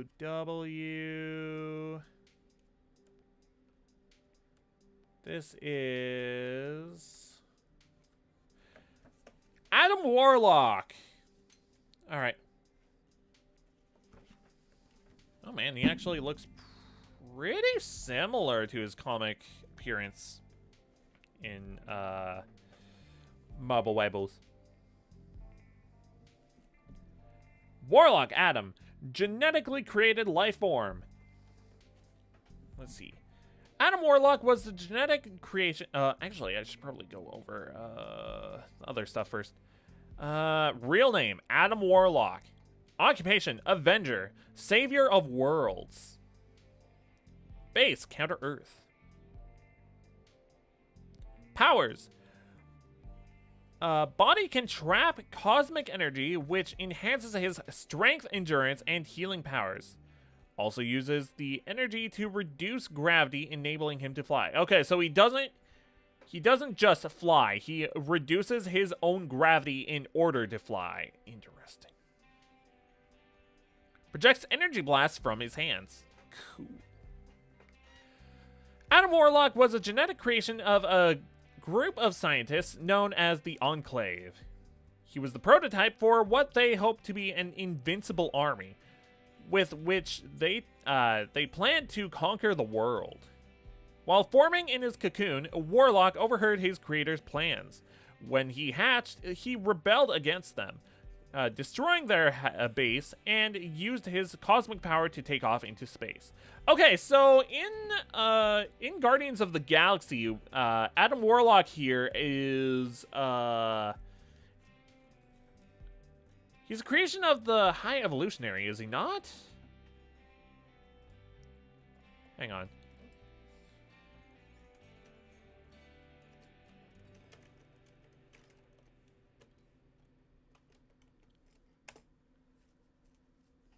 And also he's a giant man-child in the movie because he was his process was interrupted while he was still developing.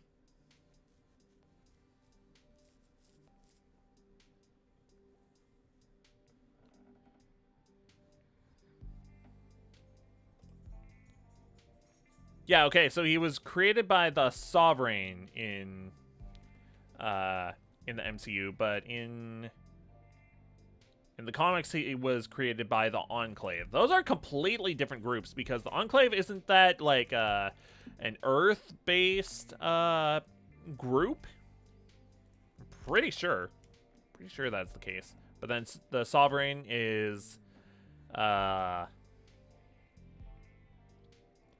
highly advanced, genetically engineered galactic race created by the High Evolutionary. Okay, so yeah, I was pretty much on the note, on the dot with that.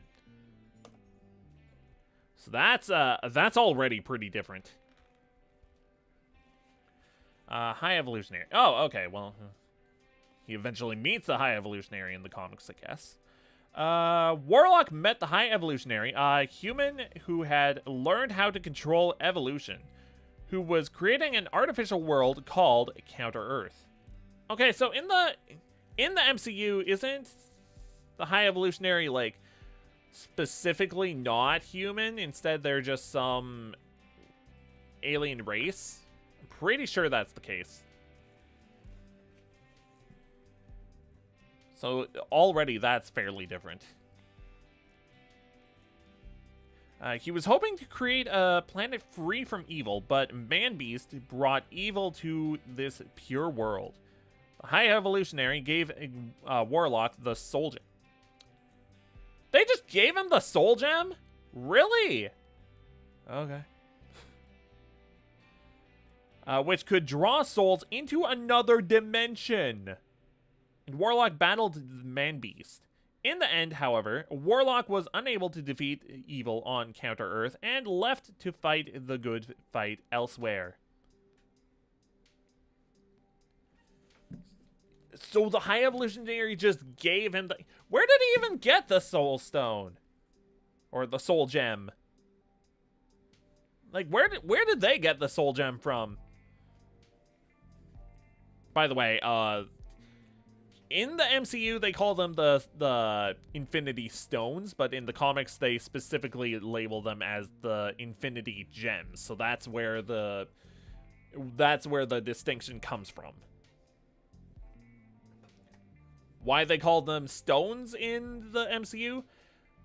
Probably because the word stone has more impact than gem, I guess? I don't know. They probably totally could have gotten away with calling them Infinity Gems in the movies, but... whatever.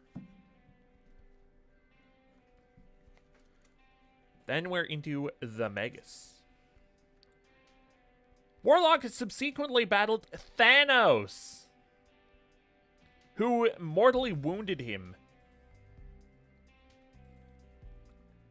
Warlock's soul retreated into the Soul Gem, where it lived peacefully for many years until it emerged to battle Thanos once more to keep him from getting the Infinity Gauntlet. Oh, okay, sure. Man, it would have been cool to have Adam Warlock fighting Thanos at some point, but like,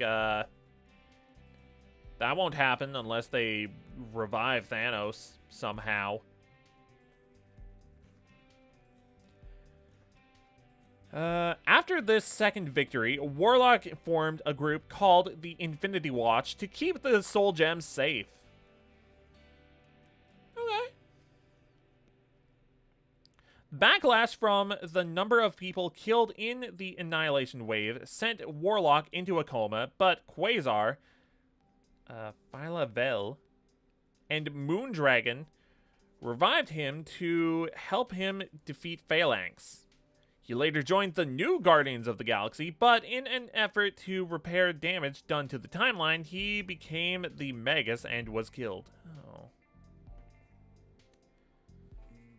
Okay, well that taught me some things. Apparently he had the Soul Gem at some point. And I guess he did join the new Guardians of the Galaxy in the movies. Spoilers at the end of Volume 3. But they treated him like a villain or a semi-villain for like pretty much the whole movie. So like that's wildly inaccurate to the comics, whereas it seems like he was pretty much a hero for the entire run from what it looks like.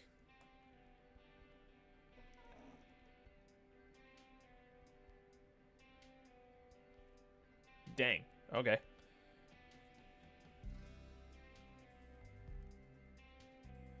At first, Adam Warlock was known simply as him.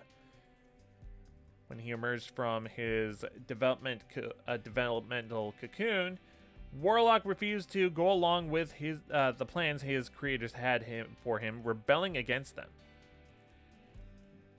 Yeah, he didn't really rebel against them in the movies until they had...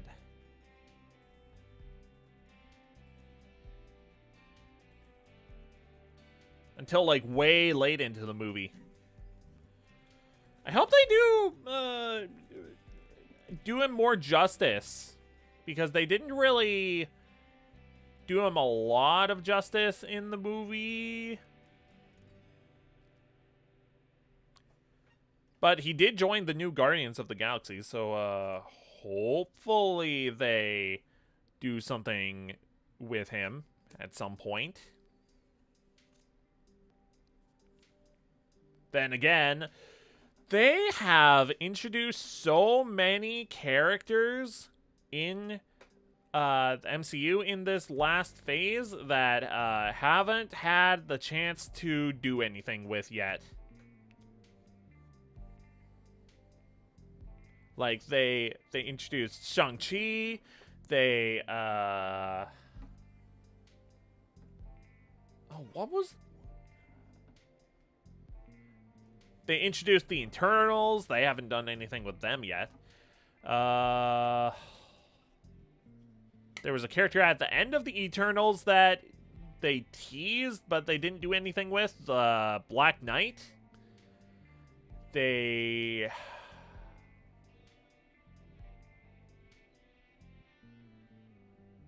What else? This last phase of the MCU has been just introduce character after character after character, but don't do anything with it yet. It would be nice if they finally do more with them, but they're introducing too many new characters at once.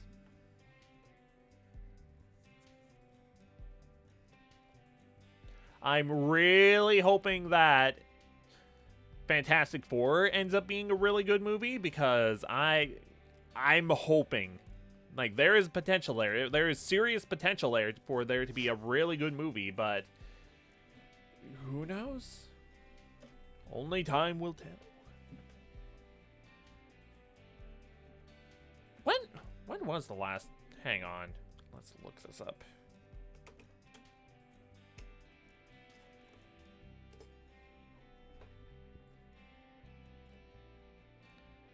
Pretty sure the last one that I watched was Deadpool and Wolverine. Oh yeah, I guess I did the new Captain America movie and Thunderbolts. Thunderbolts comes out really soon. I still haven't watched the new Captain America though. Okay. Well, at some point I will. At some point I'll watch both of those movies. Is that even on digital yet? Hang on.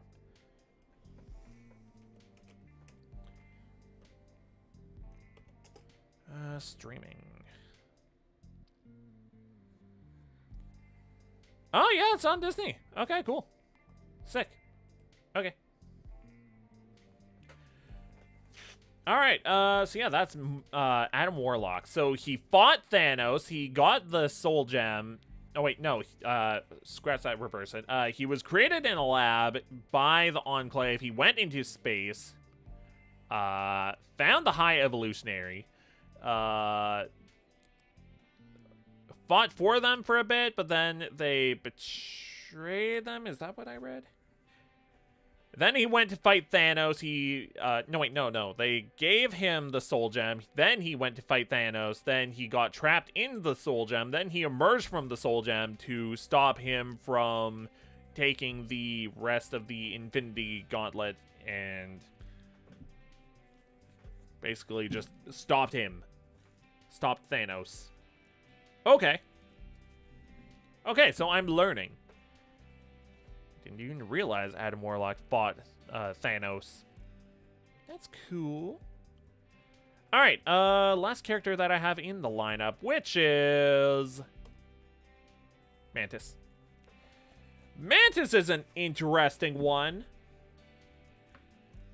Now, she is in the MCU a fair bit after she is introduced, but they don't really go into her origins or anything, which, these origins are actually pretty bonkers. Oh, I had Moon Knight bookmarked too? Okay. Well, that's gonna have to wait for next time, I think. Although I could squeeze in Moon Knight. I just have to find a PNG.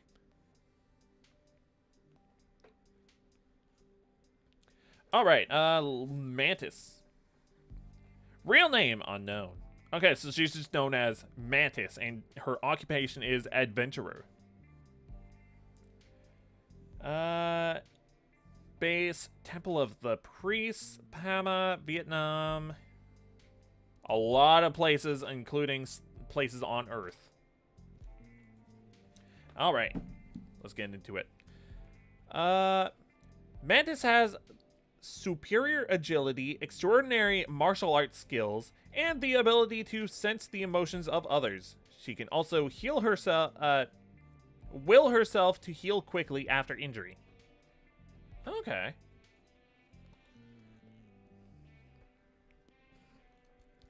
Born in Vietnam, not an alien planet or anything, as the movies would have you believe, but Vietnam.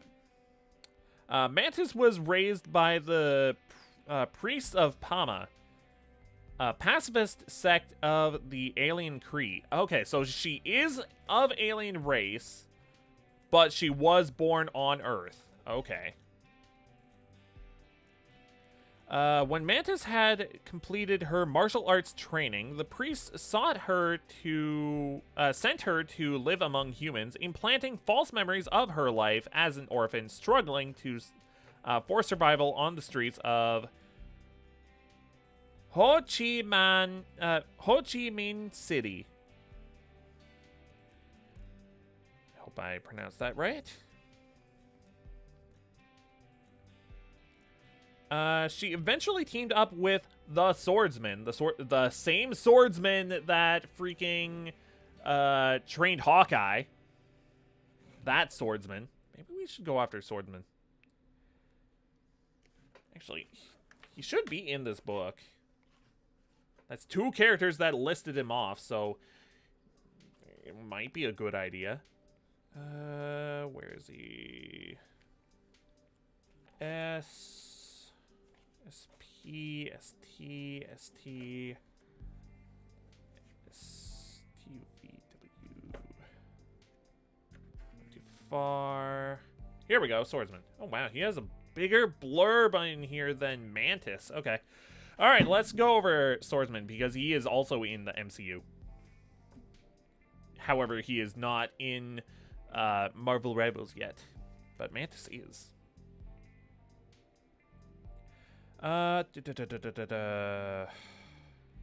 She eventually teamed up with the Swordsman, a costumed criminal whom Mantis helped rehabilitate.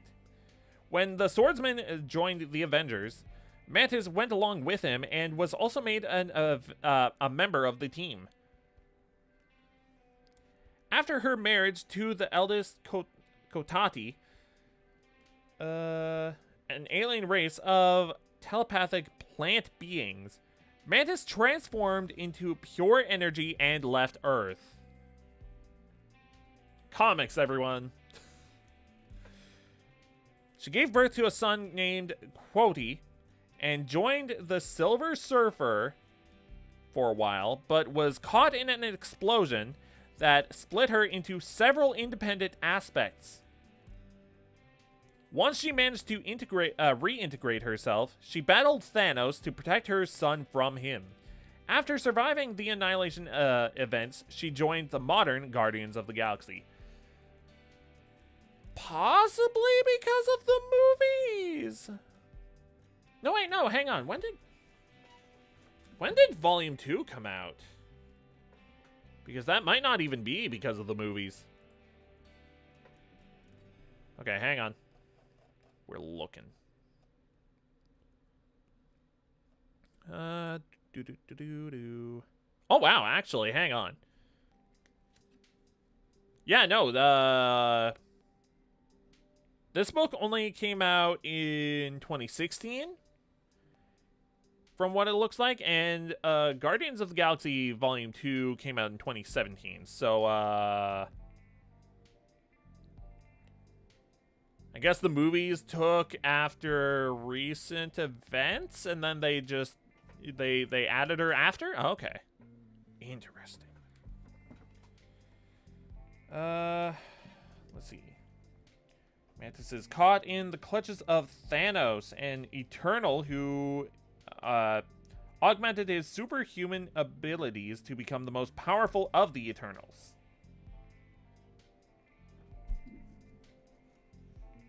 The Mad Titan.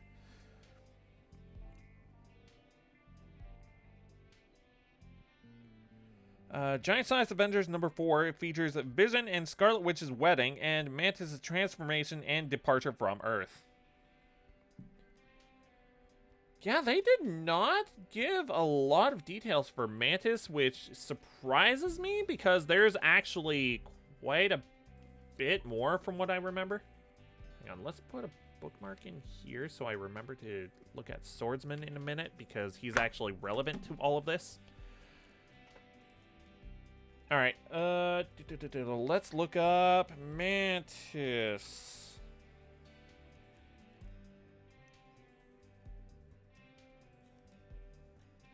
Come on.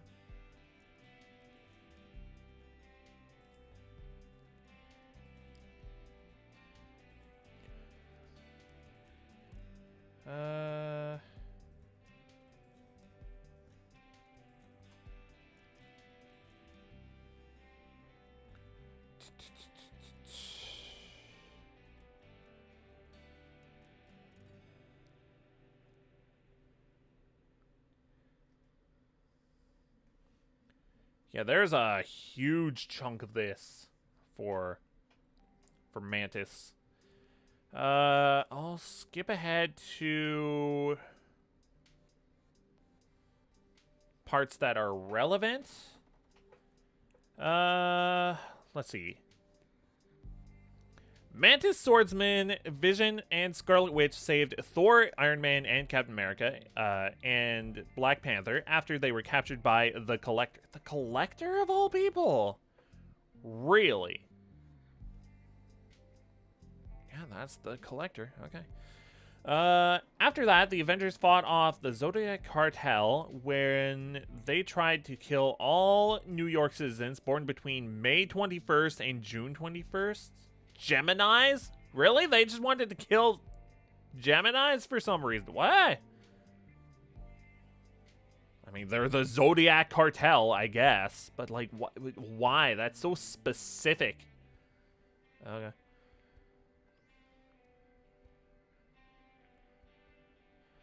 She was reunited with her father, Gustav Brandt, who was now a member of the Zodiac Cartel under the name Libra. However, she had no memory of who he was. Libra retold the story of Mantis' birth and childhood, which was, she was raised under Kree and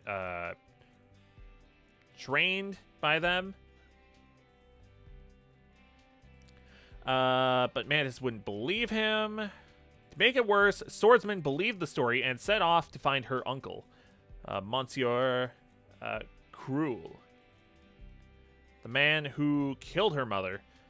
Mantis and the rest of the Avengers followed Swordsman, but they arrived. When they arrived, they found Swordsman strapped to a chair, being tortured by Monsieur Cruel.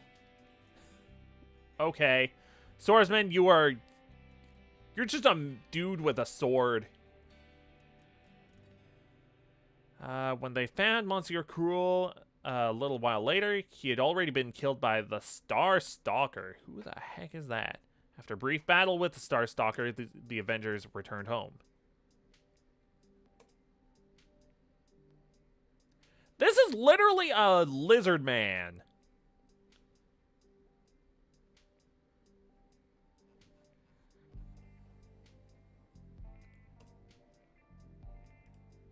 Hang on.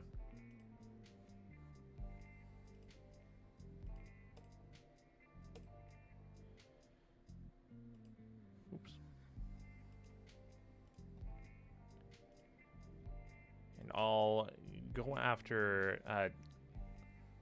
show the swordsman in just a minute.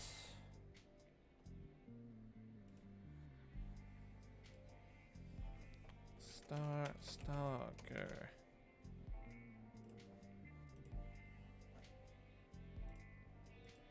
Yeah, this is just a lizard man. A lizard man in space. Thanks, comics. Giving us cool characters like this. Alright, remove.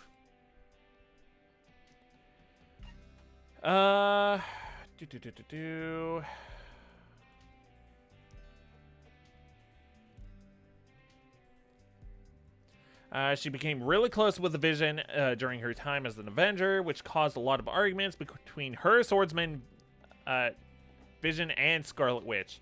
However, they all got past it during times of trouble. Mantis became a key player in the Thanos War, fighting alongside the Avengers.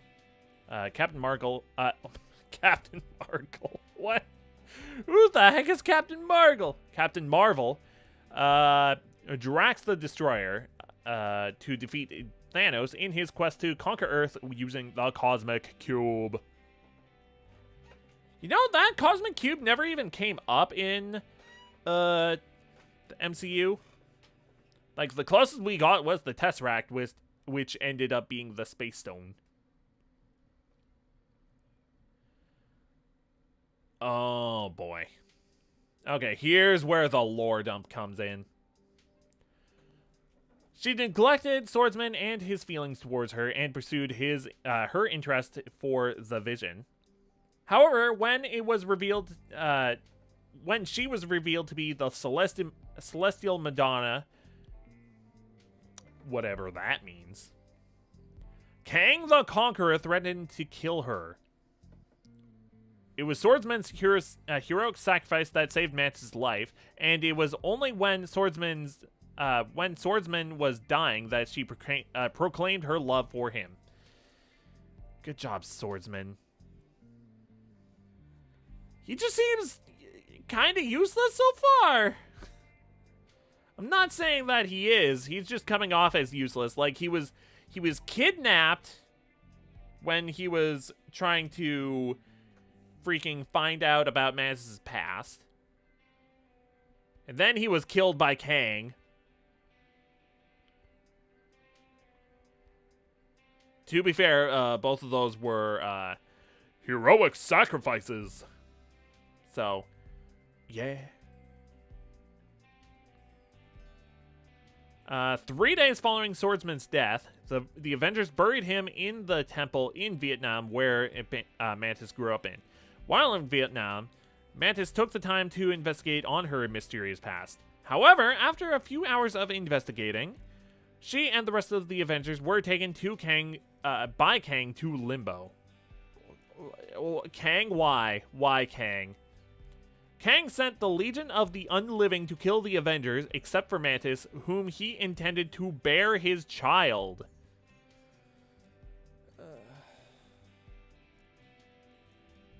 Okay. When was this? Like, the 60s, the 70s? It doesn't make it okay, but, like, freaking heck.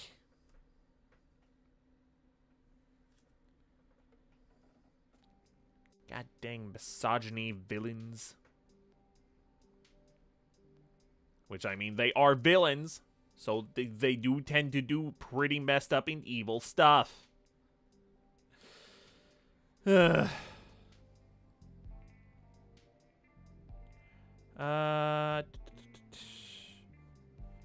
Avengers, alongside Immortus. Who's that again?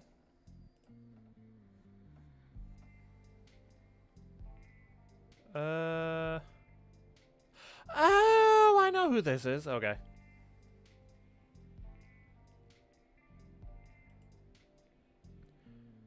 There's so many names thrown out all the time. It can be hard to keep up. Alongside Immortus, managed to defeat Kang and the Legion. Immediately afterward, Immortus offered Mantis and Vision a detailed retelling of their pasts by sending them back in time as spectators of their own history. They agreed to do it, but it was done separately. Vision watched his past unfold by himself, while the rest of the Avengers went with Mantis as they watched the origin of the Kree-Skrull War. The Kotatis' exile into Earth, and how the priests of Pama trained Mantis to become the Celestial Madonna. Returning to Earth, Mantis discovered that she buried the swordsman in the garden where the eldest Kotati had lived, and that some Kotati had taken telepathic control over Swordsman's body. Oh, that's kind of messed up. Mantis, now having accepted her fate as the Celestial Madonna, had agreed to marry the Kotati.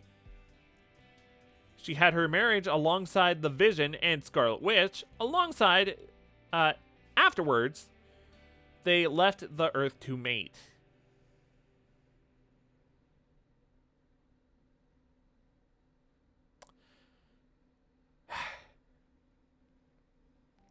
However, it was only their spirits that left Earth. Their bodies remained on Earth and would later be buried by the priests of Pama.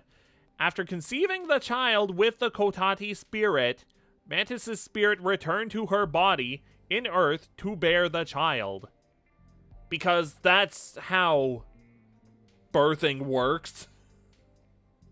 Yeah, sure, just separate the spirits from the bodies, have them mate outside of the bodies, and then return to the bodies that they were in, and then they have child. Somehow. Okay.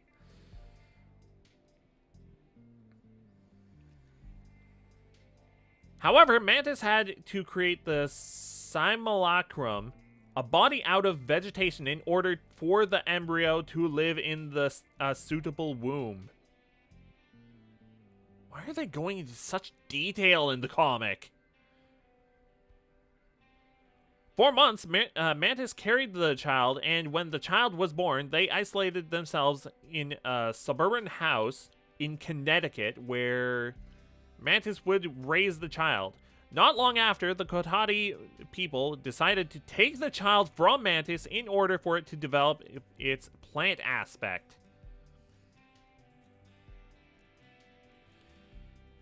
Feeling restless and unfulfilled, Mantis left her body and her spirit went off into space seeking new adventures.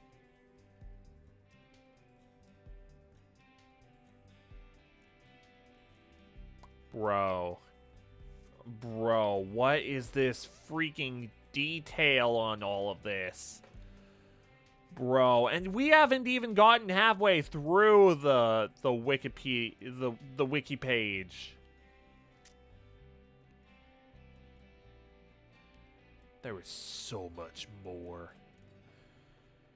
Not a single ounce of that is shown in the movies. It's as if the Mantis that is in Guardians of the Galaxy is a completely different character, and they just share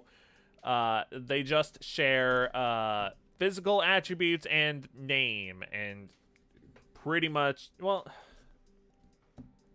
okay, they do have the empath abilities that they share, but they do not share origin at all, hardly, if any origin.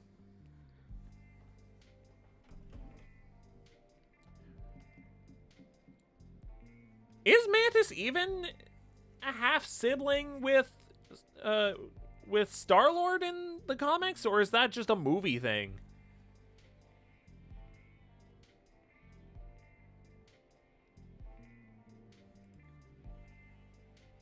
That's probably just a movie thing, because in the movies, Mantis is a child of Ego.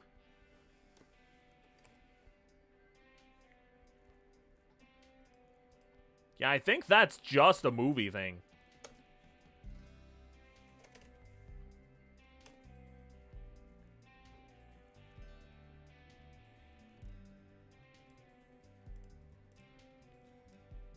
Yeah, there's only one mention of Star-Lord in this wiki page.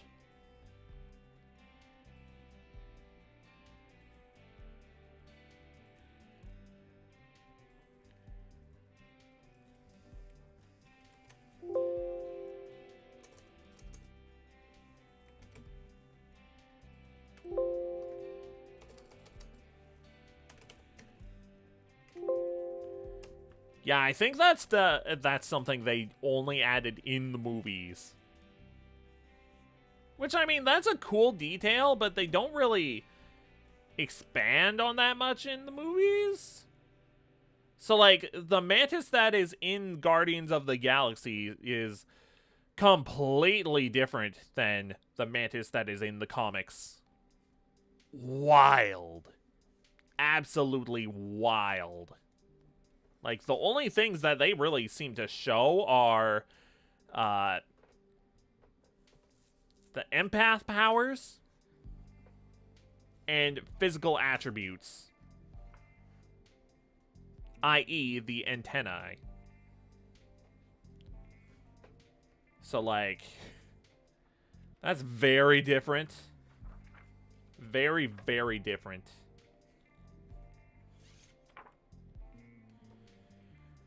Alright, let's... no, shoot. I was gonna do Swordsman next.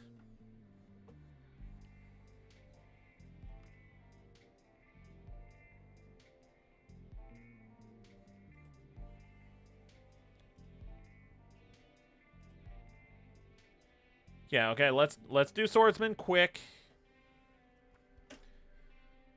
And we're not gonna look at the wiki page because that's a whole thing on its own. Like that. There's a bit, not nearly as much as there is for Mantis, but we're only gonna look at the page quick for Swordsman because Swordsman is relevant to both Mantis and Hawkeye, it seems. So, all right, cool.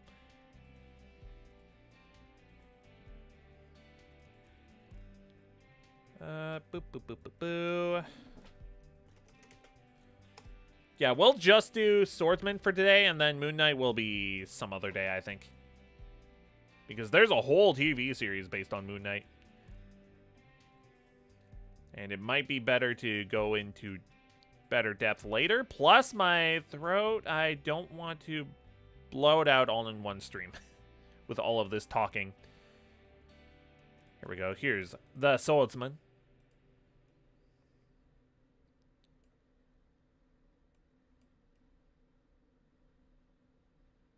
Now, Swordsman was actually in the MCU already. You might not have even realized. He was in the Hawkeye series. And he was the dude that Kate Bishop's mom was dating.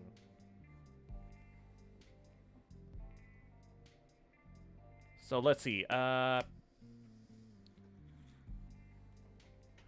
Jacques Duquesne. Yes, Swordsman. I already tried to pronounce his name before. It did not work out well. Alright, Swordsman. Huh. They inverted his picture for the book. Like, it's this exact same picture that is listed here, except it's swapped unless they flipped it for the wiki page for some reason? I don't know. Alright, wait, what? Wait, I'm confused. Okay, it looks like Jacques is his stage name? Because it says his real name is Philip Havert? Okay.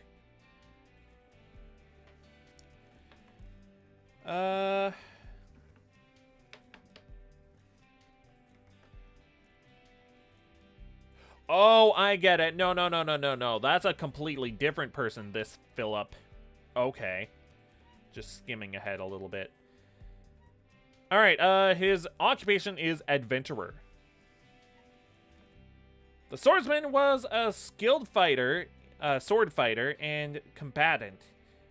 Expert with all bladed weapons, usually carried a set of throwing knives as well as his sword. Superb athletic, excelled in unarmed combat. Cool. The original swordsman, Jacques Duquesne. Duquesne? I'll just call him Jacques. Left his job in a circus to pursue a life of crime. Pursue, not pursuit. Pursue a life of crime. He joined the Avengers as an agent of the evil Mandarin, but came to admire... Wait, what? He joined the Avengers as an agent of the evil Mandarin, but came to admire the team and refused to help destroy them. The swordsman died, saving Mantis from Kang the Conqueror. Okay, so that's all that is there for Jacques. So the rest of this page is about the legacy characters that took up his legacy. Okay. Now I don't want to read the rest of this. I'll still read it, but whatever. Philip Javert was Javier? I don't know. Philip was the second swordsman. From an alternate universe, he was the dimensional counterpart of Jacques. Betrayed by the Avengers from his own timeline, Javert initially battled this world's Avengers, but then joined them as the new swordsman. Later, he and his lover, the former gatherer Magdalene, left for another dimension. Okay. A third swordsman came from the Counter-Earth created by Franklin Richards in the Heroes Reborn instant. That's it? That's all you have to say about the third swordsman? Because the fourth swordsman was Andreas von Strucker? God dang it, friggin' Von Strucker again! Okay. Like, I guess the original Von Strucker's daughter, I guess? Served in the Thunderbolts. The original swordsman was resurrected during the Chaos War. What did I tell you? It's always either cloning or time travel or resurrection. Heck. The identity of the swordsman has become a legacy, passing between characters, but always retaining a swashbuckling skill with a blade. Alright, so I'm gonna make a wild guess. I'm gonna make a wild guess that this swordsman in the MCU is not gonna be making any associations with the Mantis that is in the MCU, because, they are worlds apart. I don't see them ever, getting together, let's say.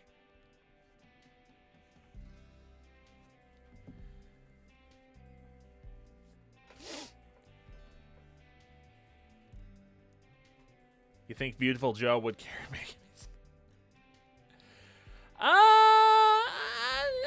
I don't know that they're compatible. You can make your own fan fiction about that. You're just saying you can't see it any other way around? All right.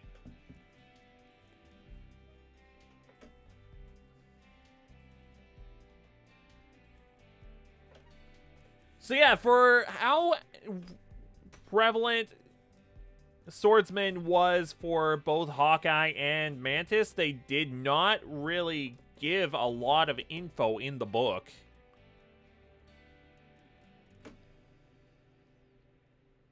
They'd be good parents, though? I don't doubt that. I'm just saying, like, Beautiful Joe is dude, and Eggman's a robot. So I don't know.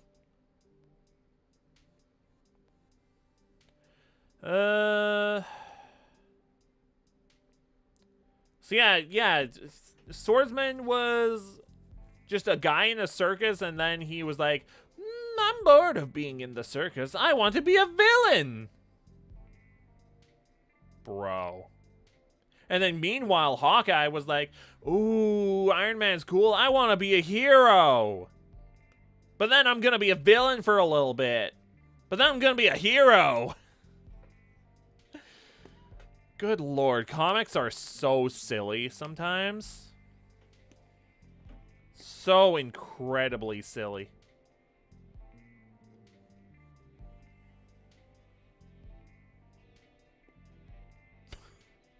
Okay, you want to hear the end of this?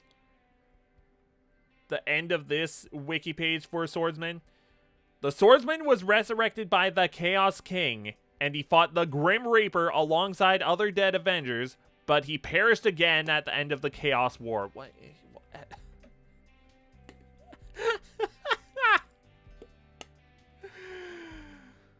Comics can be so silly. Being bored with a circus is a good backstory. Yeah, you're not wrong. Like, that can be a pretty good backstory. But the other crazy shenanigans with the based Grim Reaper, yeah. Well, I mean, he fought the Grim Reaper. He didn't fight alongside the Grim Reaper.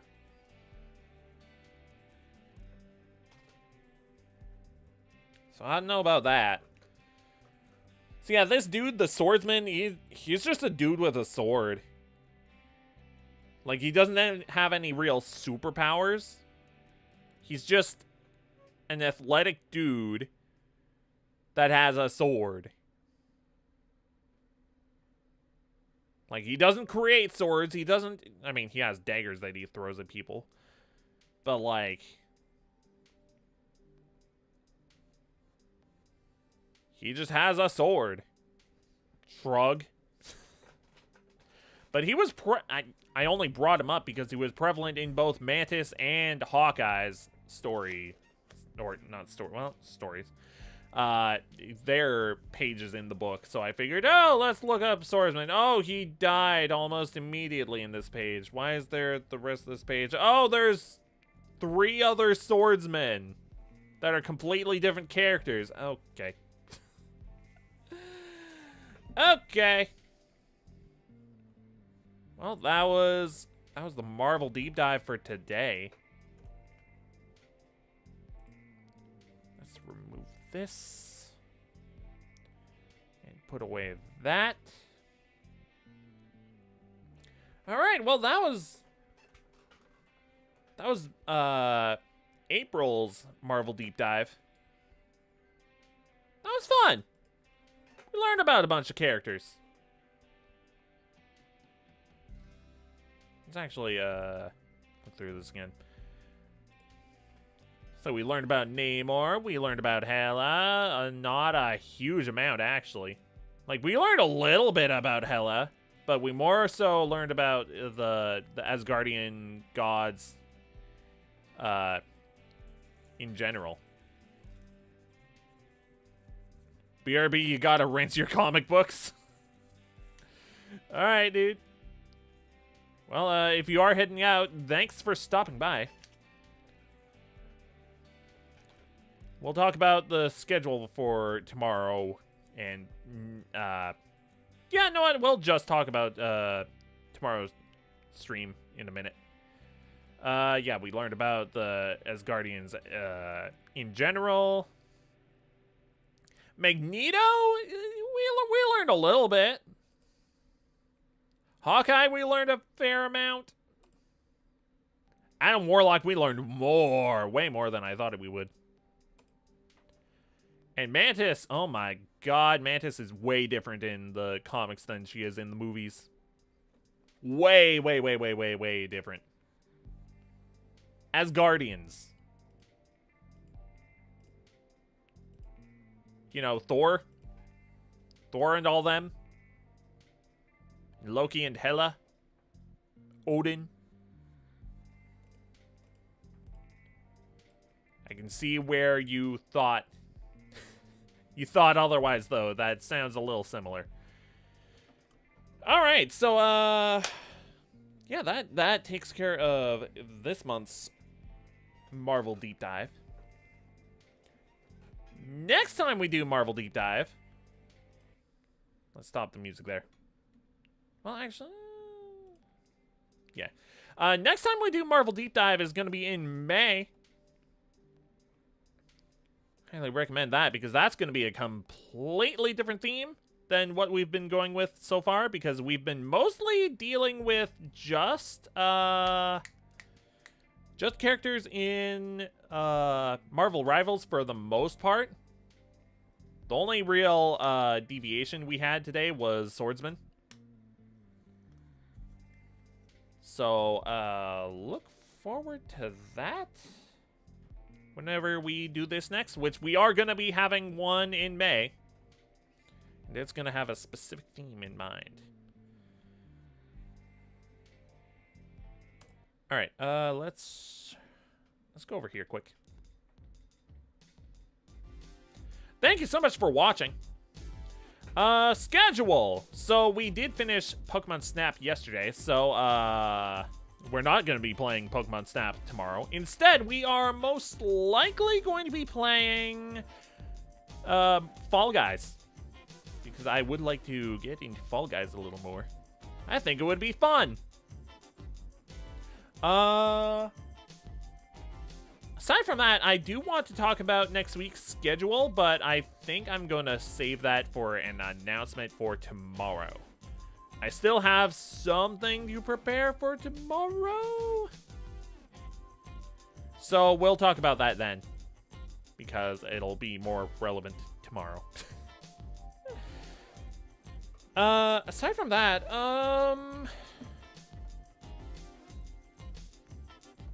Pokemon is over, and the Pokemon recordings are over anyways.